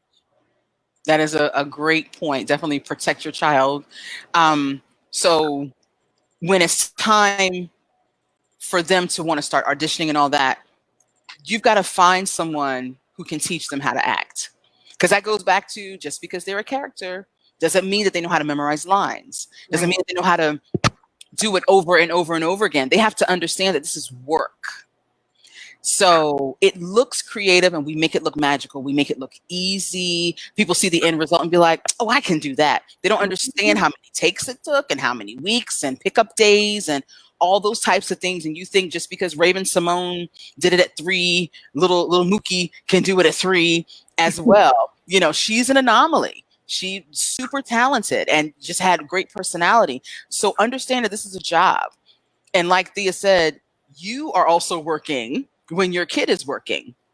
So you have to be there with them. It's going to be 6 to 8 hours a day for that child. So if they need a nap, they like snacks, they have homework, depending on the state and the project, you will have to have a tutor on set. You need to learn the laws of the state that you're in and the states that you want your child to work, because they're not all the same. So here in North Carolina, it's different than back home in Virginia. It's different than Georgia. So like here, we don't have to have a nurse on set. We don't have to have a tutor on set if it's like during the summer months. It's just not required because they're not physically in school. So learn the laws of your state, but then also make sure that your child is a professional. They have to take classes. So if you're not sure that they really want to, let them do children's theater. Let them do a real play at church. I mean, a well-run play, not like the one where everybody says a little Bible verse and then they go sit down. That is not acting. Have it where they're in a real production where there are cues and marks, and you've got a stage director and there's music, and like everything works together seamlessly, because that's going to teach them the mechanics behind doing things right the first time. It's going to teach them the mechanics of doing things over and over again, which is what we have to do in film, doing it the same until someone gives you feedback for you to do it differently. So if they're serious about their child being in it and their child wants to do it, that's a huge thing. Take classes, and I rarely find teachers who teach children, because kids can be a handful, but sometimes the parents are worse. You're not the expert, mama and daddy. You are their manager. You are there to protect them. But what you cannot do is tell them what you think they're supposed to be doing and the director's trying to communicate with them. If you can't get out the way and you can't shut up, then maybe this isn't the field for you. Maybe your kid wants to do it, and maybe dad's got to go, or maybe mom's got to go because, the director's talking to them like they're a professional working actor, and because you count to 3 and expect them to do something, and the person is now, speaking to them directly, and that's not the way you deal with them. Now you want to jump in and save the baby, or the teenager. They could be a teenager, and you want to jump in. They're not the parent. They are the boss. They're the director. So if that's not something that you're ready for, then maybe have someone else be their guardian while they're out, if they're really for it, but you can't get out the way, because that's something that can sabotage. Because I will not work with a child whose parents I can't deal with, because it's just not worth it. It's not worth me dealing with you and having that headache in order to have this kid. I'd rather just go get another kid. With parents who are willing and they understand that this is an investment of time and this is a real business. Even though it's creative, it's a business. But I'm big on the classes, big on the discipline, big on the professionalism, even with children. And like Thea said, you got to have your paperwork, because even more so with children, we can't hire children and you don't have a birth certificate and you're not signing the work permit every single time you're on set, having a brand new work permit with the proper information on it. I understand you left it at home. They can't work today, because if we get audited or something happens, we can't just be like, oh, well, we made an exception for them. We're not going to risk this production because you left something, in your book at home. We can't do that. So yeah, just a few things that parents need to know. It is a business, and we professionals treat it as such, which means they have to treat it as such as well. Thea, did you want to add any more to that? No. No. She did. She hit that nail. You guys are great. Well, this is a good flow. I do want to add a couple of things, because I have worked with a couple of kids. I actually don't write in stories for kids anymore, because of the mommy managers, or because how it can kind of distract the set. Tantrums, you're going to have to really make sure when your child cannot handle something relating to the character or the set or what's going on, that they are not mindset to throw a tantrum and start throwing things or being abusive toward other people, because they can ruin equipment, they can cause a liability to another person because they're angry because something didn't go the way they thought. So now they're throwing a tantrum and they done ruined everything around. So you have to be mindful of those things. So that means you can't drop off your kid and keep going and expect us to be the babysitter of your child. Only thing we're trying to do is get your child through that character scene of that role, but we're not the babysitter of your child. So you have to be mindful of your child's personality to make sure that they can handle the character. Because I've noticed here more so lately, their kids are getting characters like adult characters, sci-fi and sexual scenes or abusive scenes, things like that. So, they're taking those characters to whole different levels now. So I'm just going to advise, research the project, the director, the producer, what they're bringing for as far as that role is concerned. You may not have no say in it, but at least have a mindful awareness about it so you know what your child's going to perform. Don't just give them the script and say, do the script and they're going to direct you. No, you need to read that script too and know that script and make sure that your child is mentally able to do whatever that character role is, because they're giving these kids adult roles now. Mm-hmm.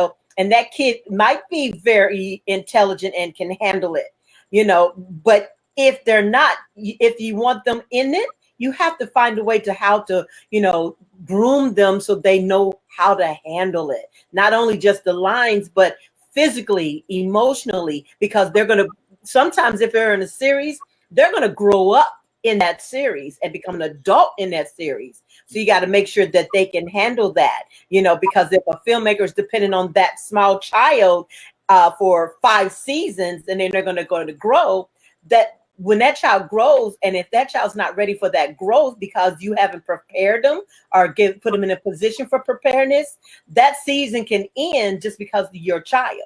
So look at the bigger picture than just you want your child to be into acting so they can look cute, because it's not always cute. And then teach them how to interact with other actors. Not all actors are able to deal with a child. So you got some that are nurturing and they'll be, flexible, but you got some actors, don't have kids. They don't have an idea what to do with a kid.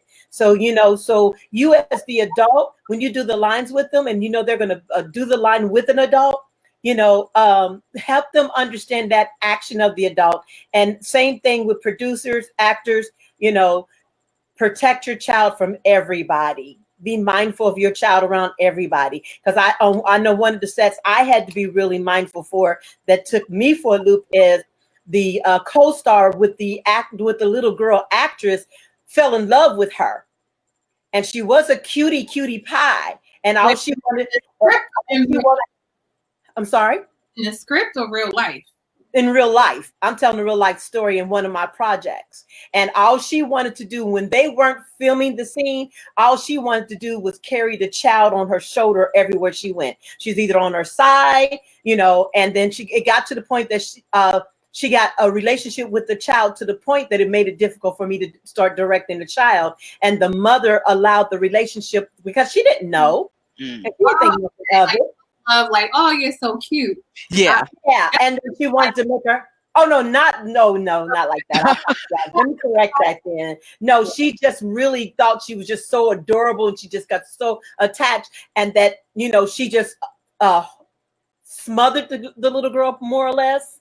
And then the little girl no longer had the mindset for the role because now that actor became her mother and her director. Does that make sense? Mm-hmm. So you have to be careful of those kind of things as well, of making sure your child understands their role, their position, who's really the director, who's really they need to be taking their lead from, and then making sure that they don't get caught up with the other actors to the point that the other actors are influencing them. Because that's the thing about this industry. Actors do influence actors on set and off set. And they can literally cause a chaotic problem to a project if they're not in tune with themselves, ready to be on set. It's just so important. And you know what? If I could just tag one little thing on that. Sure. I've worked on a project where we auditioned children. One of them was really great. She performed beautifully with her mom. But when the director spoke to her, she could not stop crying, because she was not used to a man interacting with her that way. And it wasn't like it was anything inappropriate. He was just having conversation. And once she lost it, she could not gain herself and get herself together. So parents need to also be aware that they're going to be male and female directors. There are people of different ethnicities, people of different voice variations and all of that. And so if you coddle and baby your child to get them to do things, and then you have a director, like you said, maybe the director doesn't have children, maybe they're of a different ethnicity. If you want your child to be in this business, they're going to work with all kinds of people. and they need to be able to have an interaction with someone that is not a parent or an uncle or a grandparent, and be able to deliver for that person if you want them to thrive in this business. But yeah, the little girl was gorgeous. She had the perfect look, but she could not work with the director. And that's like the most important thing. She could not stop crying. And he tried for a couple of hours to like, okay, well, let's redirect and talk about something else. Let's get back to it. She just could not do it. But she performed beautifully with her mom. Wow. Which takes me into this question. I was reading through the questions because somehow we just kind of mixed in on some of the questions and answered them. So I'm trying to make sure I don't do any duplicate questions. So this one came up from, this was on here, and then you kind of touched on it. The communication of being firm versus being sensitive. Because sometimes you have actors that are so sensitive that they get offended by the filmmaker, by the way they're directing. How do you prepare actors to be able to understand or deal with, not all directors are going to communicate the same way? So most of my directors, we work together a lot. And some are, some are not so nice, but they're great at what they do. And some are, really cool. So I kind of prep them as much as I can. And if I know this actor that was selected for the role got some quirks or something like that, I'll prep the director as well. Like, look, okay, he's great, but this might get on your nerves a little bit. Just, it's going to come together. So just prepping both. But you got to have some thick skin. Like, yeah. So that's what I'm going to say. Yeah, and I think it's good for people to know how someone else works. Yeah. So for me, I am the type of female director who's very direct. Now, I love having fun on set. People love chatting with me, but when it's time to work, let's just get the work done. We can still have fun, but let's get the work done. And a lot of women, I've realized, are taken aback by how tunnel visioned I am and how direct I am when speaking to them. And it's not disrespectful. It's more of, I'll just say yes, or I'll say no. When I speak, I don't color it with, so let's do this and let us think about that. That's just not the person that I am. If the lighting doesn't work, can we change it? If the makeup doesn't work, I don't understand it. Can you explain? Can you adjust this, tweak that? So there was one time when I was doing a short film, and the makeup artist had done an interpretation of what she thought I wanted. And she was downstairs, I was upstairs. And I asked her, so I'm working with an actor and she wants to show me that person's makeup. So they walk up the steps and I look at it and I was like, well, I'm not really sure. So I'm a little confused. Can you explain it? So she explained it and I was like, oh, just tweak this a little bit and it'll be perfect. Later on, I found out that she was highly upset. She felt like I was calling her out.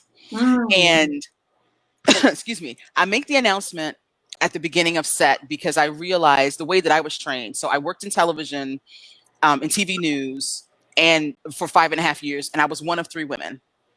And then within my first year, the other 2 left. So I was always around men. And then also my upbringing, I was in the band in high school and in college. I played on the drum line around a bunch of men. Oh, wow. So being at A&T and at Norfolk State, I was on the drum line. So that kind of, that tailored and tweaked how I spoke to people, because men don't like all the extra. They just want you to get to the point. And so I learned how to do that just from being a teenager, then being a professional. So when I'm on set, I just get to the point. And a lot of women I've seen speak indirectly. So I now have to make an announcement at the beginning of my set and I tell them, look, I'm not being mean. I'm not being a B word. I'm just a direct person because we have a limited amount of time to get all this work done. So if I say something directly, I'm not coming at you or being critical. I'm just telling you what needs to be done so we can go home on time. So I made that announcement and I said, if you got to cry, you got to go somewhere else. That's what I tell them. I don't do tears on set. So you have to go outside, get it together, come back. And that's what she did. Her feelings were hurt. She thought I called her out, which I didn't. I was really surprised because a guy came and told me, he said, she went outside and cried. Oh my. And I was like, what did I do? He said she felt like you called her out and her feelings were hurt. So she went outside and cried, got it together.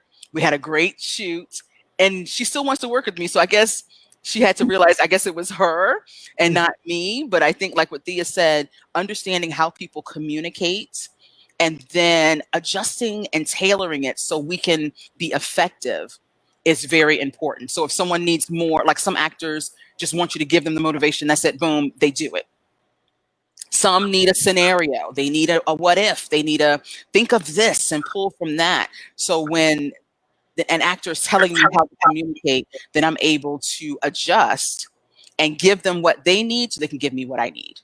And I think that's true with like every department head as well. If someone wants things labeled and, hey, I need you to email me after we talk because I'm going to forget, then I'm going to do that for them to make sure that I do what I need to do so then they can give me what the project needs. Okay, Thea. Oh, basically what I said and what she said was perfect. So, yeah, just communicating, and I prefer direct communicating because I'm not guessing. Don't tell me, oh, it's fine, and then go tell somebody else. Like, no, I want you to be pleased with your project.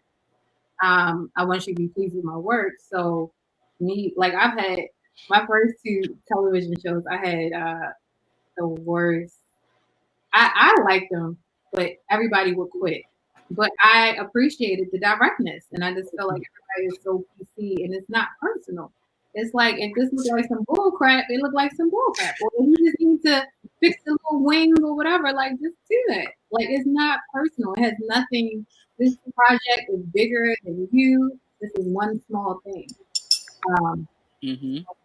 Yeah, I prefer directness as well. Yes. Well, I know with myself that I'm pretty firm, and the thing I tried to be more sensitive, but when I'm in this mode of trying to get something done, and I know that I have all these people that I have to tend to make sure everything gets done, I'm not in the mindset of thinking about how nice I said it. Right. You know, or how polite or being in tune with your feelings. It's not that I don't want to be. It's just you're concentrating and you're trying to make sure you're paying attention to all the details around you to getting something done. And sometimes I know that I've been told that I came across a little crass to them, and it wasn't intentional. So that question was really good because, you know, as a director or filmmaker, title, whatever you want to give, don't take it so personal. It's just a focus of let's get this job done, because you're here to get a job done, not necessarily to just always be bosom buddies. We can be bosom buddies and friends. That's cool. But when we get to the business part, we have to, you know, respectfully communicate that business level so that you can get things done. And so I can be very blunt. And I don't think I'm mean. If I get mean, that means you really pushed a button for me. Right. Because I'm a big believer of leave people with their self-respect at best I can. But if they're a person that don't know how to accept respect, then you have to kind of communicate at a different level to their level of awareness so they know they can't, you know, do stuff they shouldn't be doing to you. And I noticed that I can run a set a certain way that I know that works properly for me, and a man as a director can work that same set and do it the exact same way, but I'll be taken differently because I'm a woman. I accept that, and I'll deal with it, because I ain't got time for you to be all whiny and playing when I'm trying to get something done. That's just who I am as Tone Brown. When I gotta focus in and I know my order, how I want things done, I'm just trying to get it done. And so when I actually do my own casting, you know, I have a particular script I have them do. I have a actual conversation with them, letting them know a little bit about my personality, and then I'm trying to watch their reactions and actions to different things that I do and say. So I'll know if they can handle me.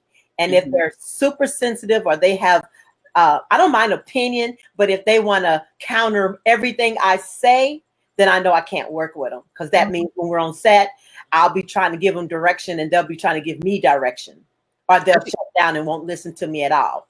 So I pay attention to those kind of things, so I'll know their level. You know, that they could be a great actor and full of great talent, but if their personality can't, you know, I always tell actors, it's okay if you don't fit with me. I prefer for you to be an actor that fits my way of doing things than you to come on there and then you're preventing me from getting it done. So I pay attention to all those types of things in the personality of the person. I know we give them titles like they're divalicious and they got an ego, but I think I'm divalicious and got an ego too. I do. I mean, anybody that's in this industry, you know, you got it in there somewhere, because you got to believe in yourself to do it. But there's a respect that you should give other people in your divalicious and your ego as well. So I look for that in that person to make sure they have a code of ethics, that, they're not abusive in their way of being, and that they're good listeners. So those things are really important when you're trying to, cast somebody to work on a project with a filmmaker, male or female. You made, let me just, if I can just add one little thing. I think you made an amazing point that we haven't harped on it, and I'm glad that we haven't.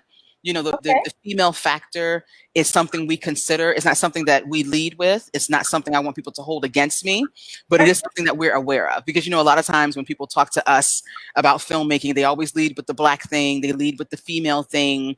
And I love the fact that this conversation has been about the profession and not about the package that it comes in, which is us. And I love that. And with that said, I think just a small footnote can be added to what you said, is that there are some people who have issue with the package that we come in when we are doing our jobs.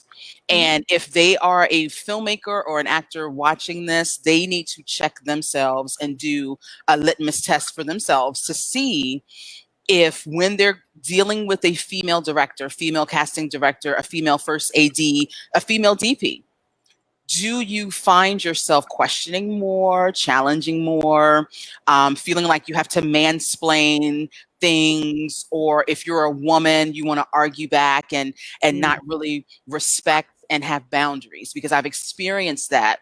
And I've had other female filmmakers experience it as well, where one of them, who's she's an award-winning DP, an amazing director and writer. And she said she had worked with these guys on one project that she was just strictly the DP for a male director, and everything he asked for, they did, no problem. So she was like, hey, come work with me on my project. And when they worked with her, they cut corners. They didn't want to do the extensive things that she asked for. And as a DP, I love working with her because she's got this eye that is amazing. She's trained. She knows what she's doing.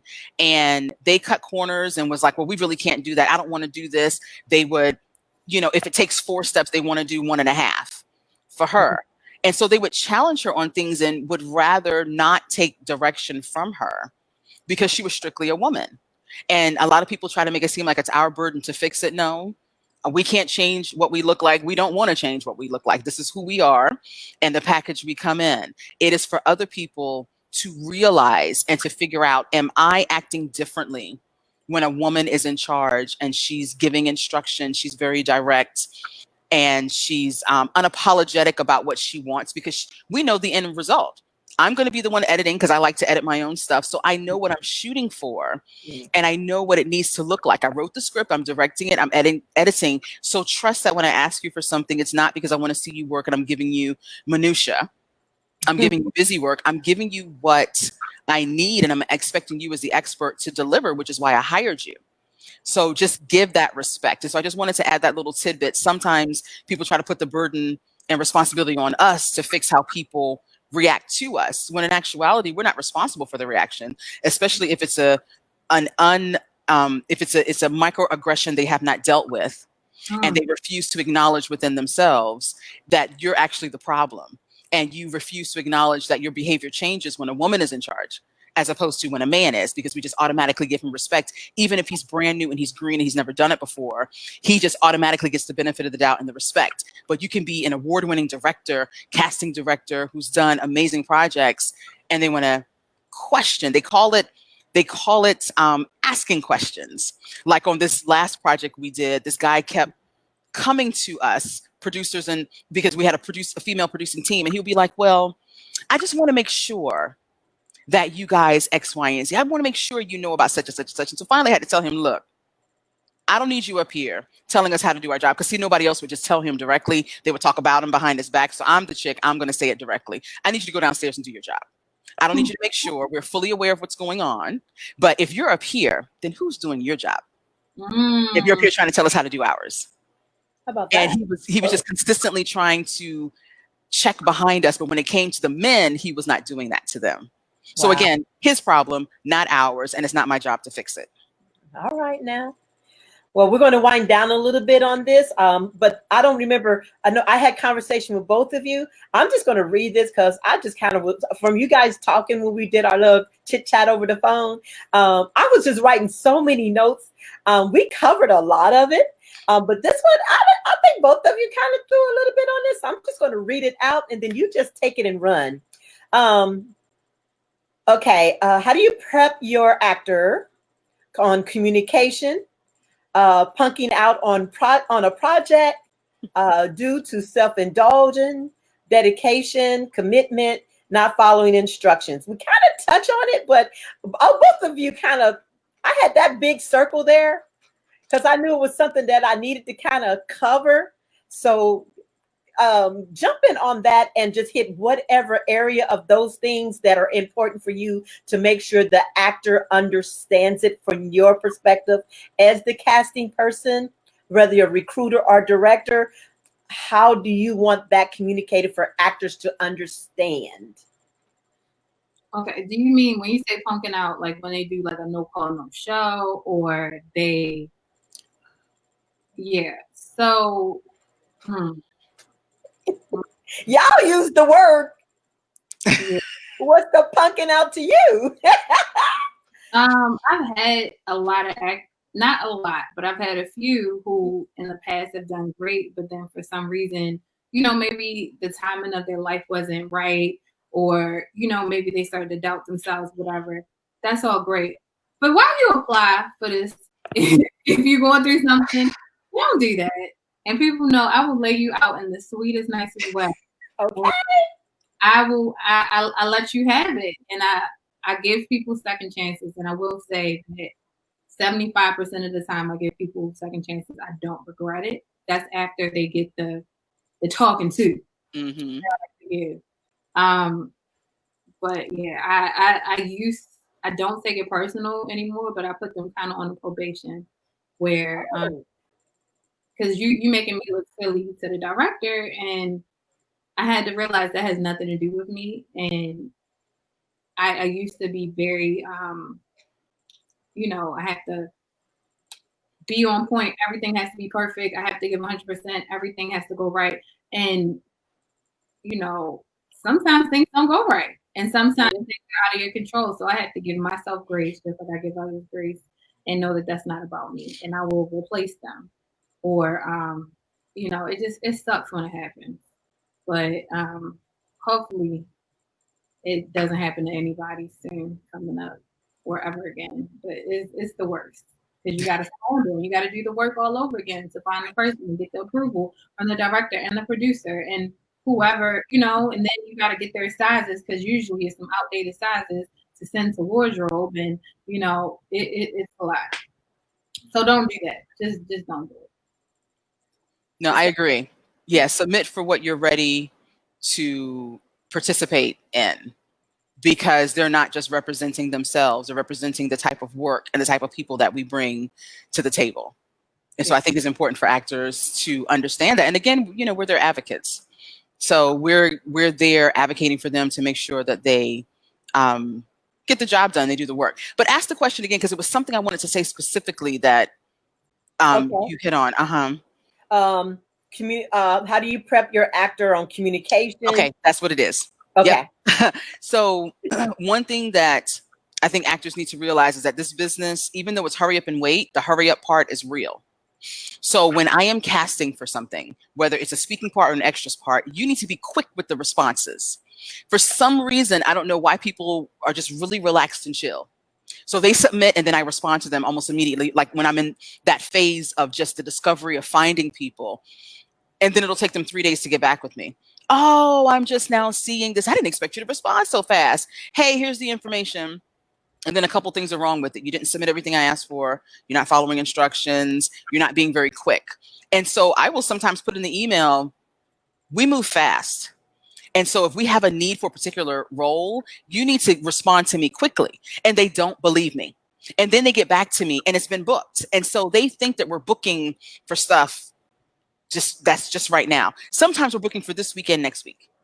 And so some scenes will come up for next week we've already booked for, because those people qualified who submitted, we've already booked those particular scenes, we're done. So by the time they actually get around to responding, stuff is gone. And now you're mad because you were not quick with it. This is a business. And I have to be fast in my delivery. I have to be efficient. I have to be on point because I am representing myself, my area, my professionalism. And I want to send quality people to them. I'm not going to grab just some schmo off the street who's on their way to the salon to try to get them to be a part of something, unless it's a makeover show. But if it's like real work, then I am very meticulous with the people that I present. And so I've just realized maybe it's an East Coast thing, maybe it's a Charlotte thing, because the industry is still baby, like we were growing up, and then laws changed. The Sunset Law changed with the grants. And so people left and went to Atlanta. So we kind of started over with the industry and projects. And so we have more commercials here than films. So when films come, people jump on it, but not just people in Charlotte. And sometimes people in Charlotte think, oh, I'm the only one who's submitting. No, some people are driving up from Atlanta, driving down from Virginia, coming from South Carolina and other places in Georgia. So they just need to understand that they need to be fast. You need to be efficient. You need to follow instructions. If you commit to something, I need you to be there. I send reminders that they have to confirm. Put it in your calendar like you would your job or like you would your hair appointment. This is work. And so treat it like it's work and make sure that you are on point with your part. So then I can put you in multiple scenes or multiple projects. And I've given second chances before, but if you burn me twice, it's a done deal. Now I'm looking stupid, and I'm not going to let you do that to me. But if you're efficient and on top of it, trust me, you will have a job as long as I'm booking stuff. That's nice. Okay. Thea, anything more on that? No, like that. Yes. Okay. You brought up something in what you were saying too. We're going to go into SAG versus indie now. Do some talking on that. But I want to put this out there so it'll jar some thoughts for you. I had a SAG actor working with me, chose to work with me. I thought they were fantastic. Then I had another script that I thought they were, ideal for. So I offered that script to them. And instead of responding saying, yeah, which is okay, because if you're not a fit, you're not a fit. I understand. But they give me the conversation of, I need to go pray about it. Because, most people know I'm going to talk about God. God is all about me. So if you tell me you need to go pray, I ain't got nothing to say. Right. I'm going to let you go pray. But you're not going to pray a whole month and think I'm going to sit there and wait for you, because I know God don't wait that long to answer you. So a whole month went by, and then they came back and they were like, well, I like to have that character. I'm like, I didn't cast that character. Couldn't wait for you to stop praying. I got the answer. You can tell it already told me.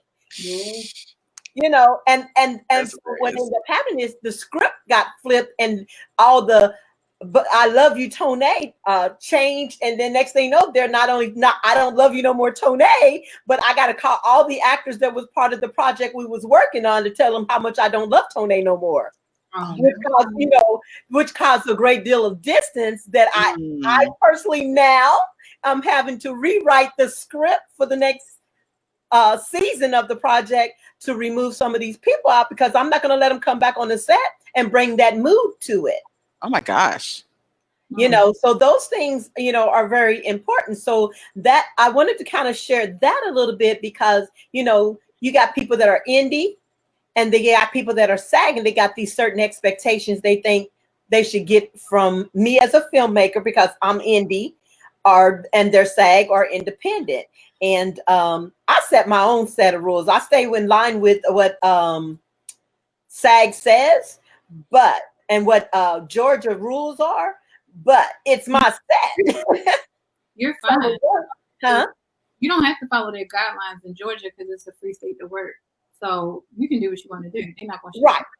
That's when I said that I run my set, and I know how I can, what conditions I can work under, physically, emotionally, and dealing with however many people I have on set. You know, so I know that I can't have your emotion on set if you got something up against me that you don't like, for whatever your reason is, because then, you know, like for example, one actor came on set. He was an exquisite actor, but because he was mad because of another actor that's mad at me, he had like 3 lines, and we ended up spending 5 hours on those 3 lines. What?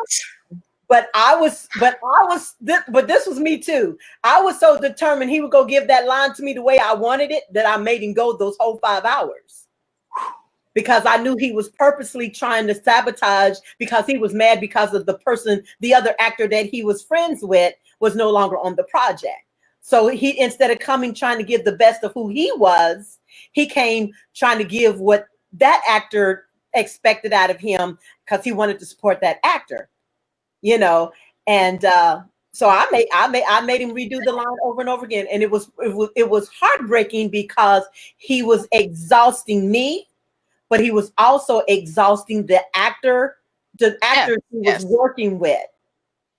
So we finally got a scene that we can use, but it was so messy. And I had worked with this actor on several projects, so I already knew how great of an actor he was. So I knew his attitude and his action was from him being upset because his friend was no longer on that project.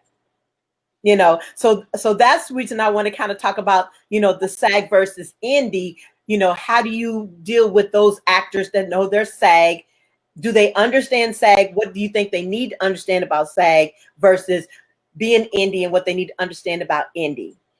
Does that make sense? What I'm saying? I see what you're saying. I feel like it's always a cycle where, because I work on both union and non-union projects. So, you know, you can tap Harley an actor, which, you know, some people may not know. It just means get them permission to work on the SAG production. Because if you're looking for a certain actor, you don't care if they're SAG or not SAG, whatever. But it always goes like this. I'll have them on one of my true crime shows, and they're like, "Oh my God, I'm so thankful to be here. You know, I'm so thankful for the work." And then the second go round, they're like, "Okay, what's the break?" Da-da-da-da. And then the third go round is like, "Yeah, so Thea, I'm SAG now. Do you have any, you know, SAG work, because I can't do any non-union anymore." And then I'm like, "Okay." And then they're not paying their dues. Okay. That might be a thing too. Right. But I realize, like, I live in a market. I'm in the Baltimore, DC, Washington area, where, you know, it's going to be both. We don't have all these productions. House of Cards done left. The Wire left eons ago. So you're going to have to do the don't ask, don't tell situation sometimes. And I'm not saying, like, that's up to you. You know, I don't want no beef with SAG, but if you do the don't ask, don't tell, SAG is not looking to see what you want and what you don't. You know, they're not looking at the commercial to see that. So I think in their head, they think that it's spies and stuff, and people are going to snitch and things. And, you know, no. Only thing with SAG, I would say is beneficial is, you know, you get a bonus meal. You get okay pay, because I don't know, the pay scale is pretty similar to what I pay, and sometimes I pay more than what the SAG does pay. Mm-hmm. I think they like it for bragging rights, but you have to assess the market that you're in. it don't make sense for a lot of people here to go into SAG because we have so much commercial work that is non-union. We have so much we have commercial work, we have so many things that aren't union. So are you gonna just sit out because I'm SAG now?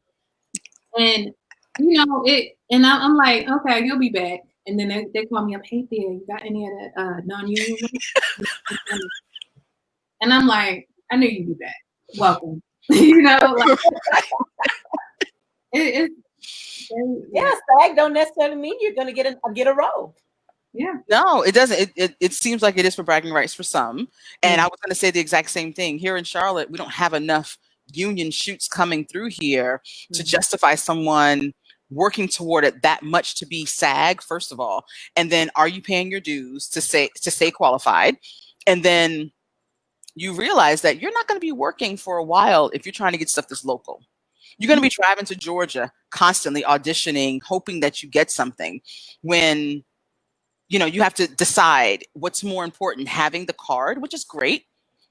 Membership has its benefits, or do you want to work? Because there will be multiple projects you can work on, commercials and other non-union films that you can work on, or even a series someone has. It's not union, but it's quality work, a great team, an amazing script. You can put that on your reel and build yourself up and get paid, for some of these projects as well. Or do you just want the bragging rights? And then I look at your resume and this was 2017 and that one was 2015 and then it was 2011 because you're not getting consistent work, So people just have to decide what is, pick your poison and figure out what it is that you want and how it's going to serve you. So if building your chops and getting as many quality projects on your resume and in your reel is most important, then stay non-union as long as possible. But then when you want to go union, you need to be in an area where you're constantly auditioning to justify the membership and its fees. That's just what I would do if I were an actor, because I'm not going to sit here and paid to be SAG here in Charlotte. And the projects aren't really coming through consistently like in Georgia, where, my goodness, they're everywhere. Gotcha. Okay. All righty. Also, is there anything over the course of any of the things we've talked about that you would like to try to take a last minute comment or conversation about that you can think of? No, this has been a great conversation. I'm so honored to be on with two beautiful Black women directors, handling, and then a Black casting director. Wow. Bing. Like, my pain. You know it. Girl. Clapping and all of that, because like here I'm the only casting person of color, and they think I'm a kid because I don't know. Because you look young. Yeah, you do. Oh, thanks. Tell me more. Tell me more. No. That's awesome.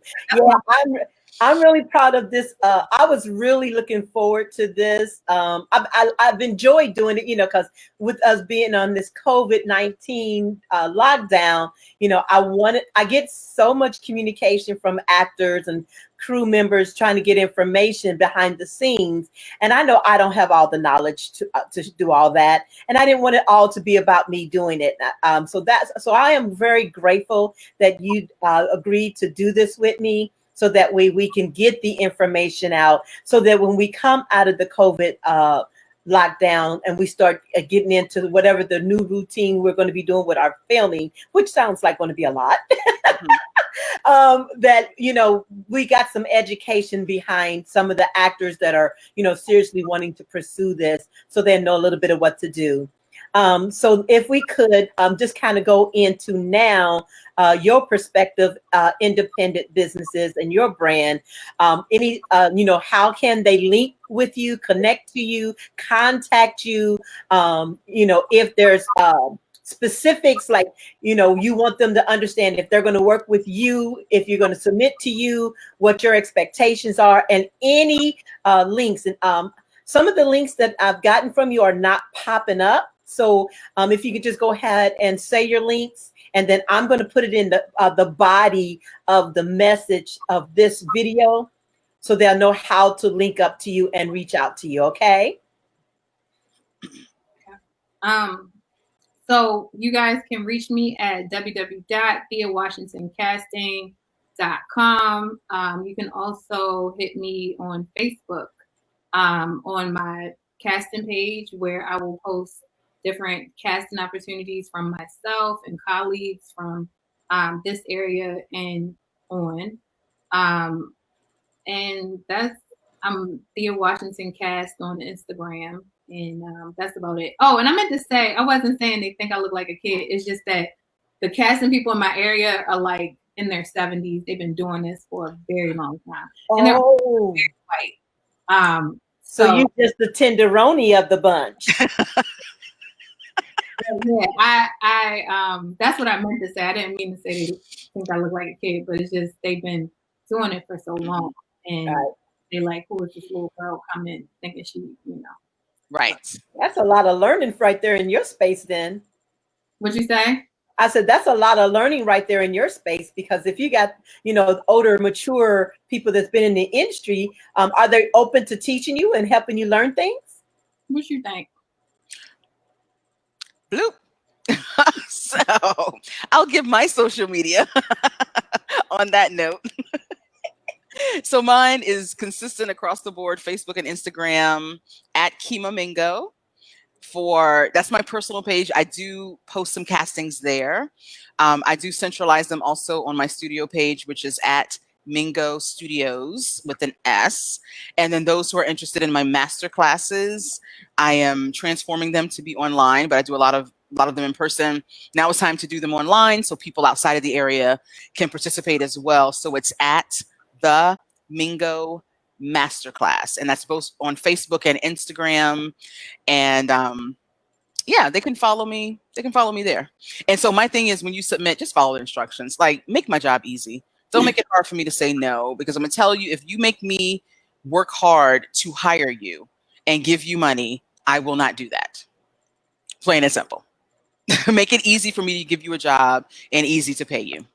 Real easy, real simple.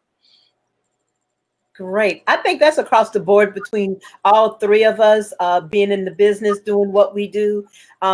Just don't make our job hard. We want to work with you. We want to cast you on right characters, not just any character. We want to make sure you're on the right project. You're a good fit for whatever it is. They want to be advocates for you. I just want you to come and just enjoy and do a project and make it great.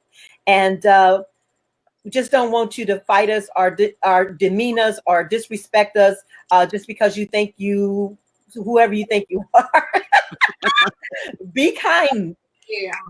That's what's been spoken throughout. Be kind and be respectful to us as people, but also our business.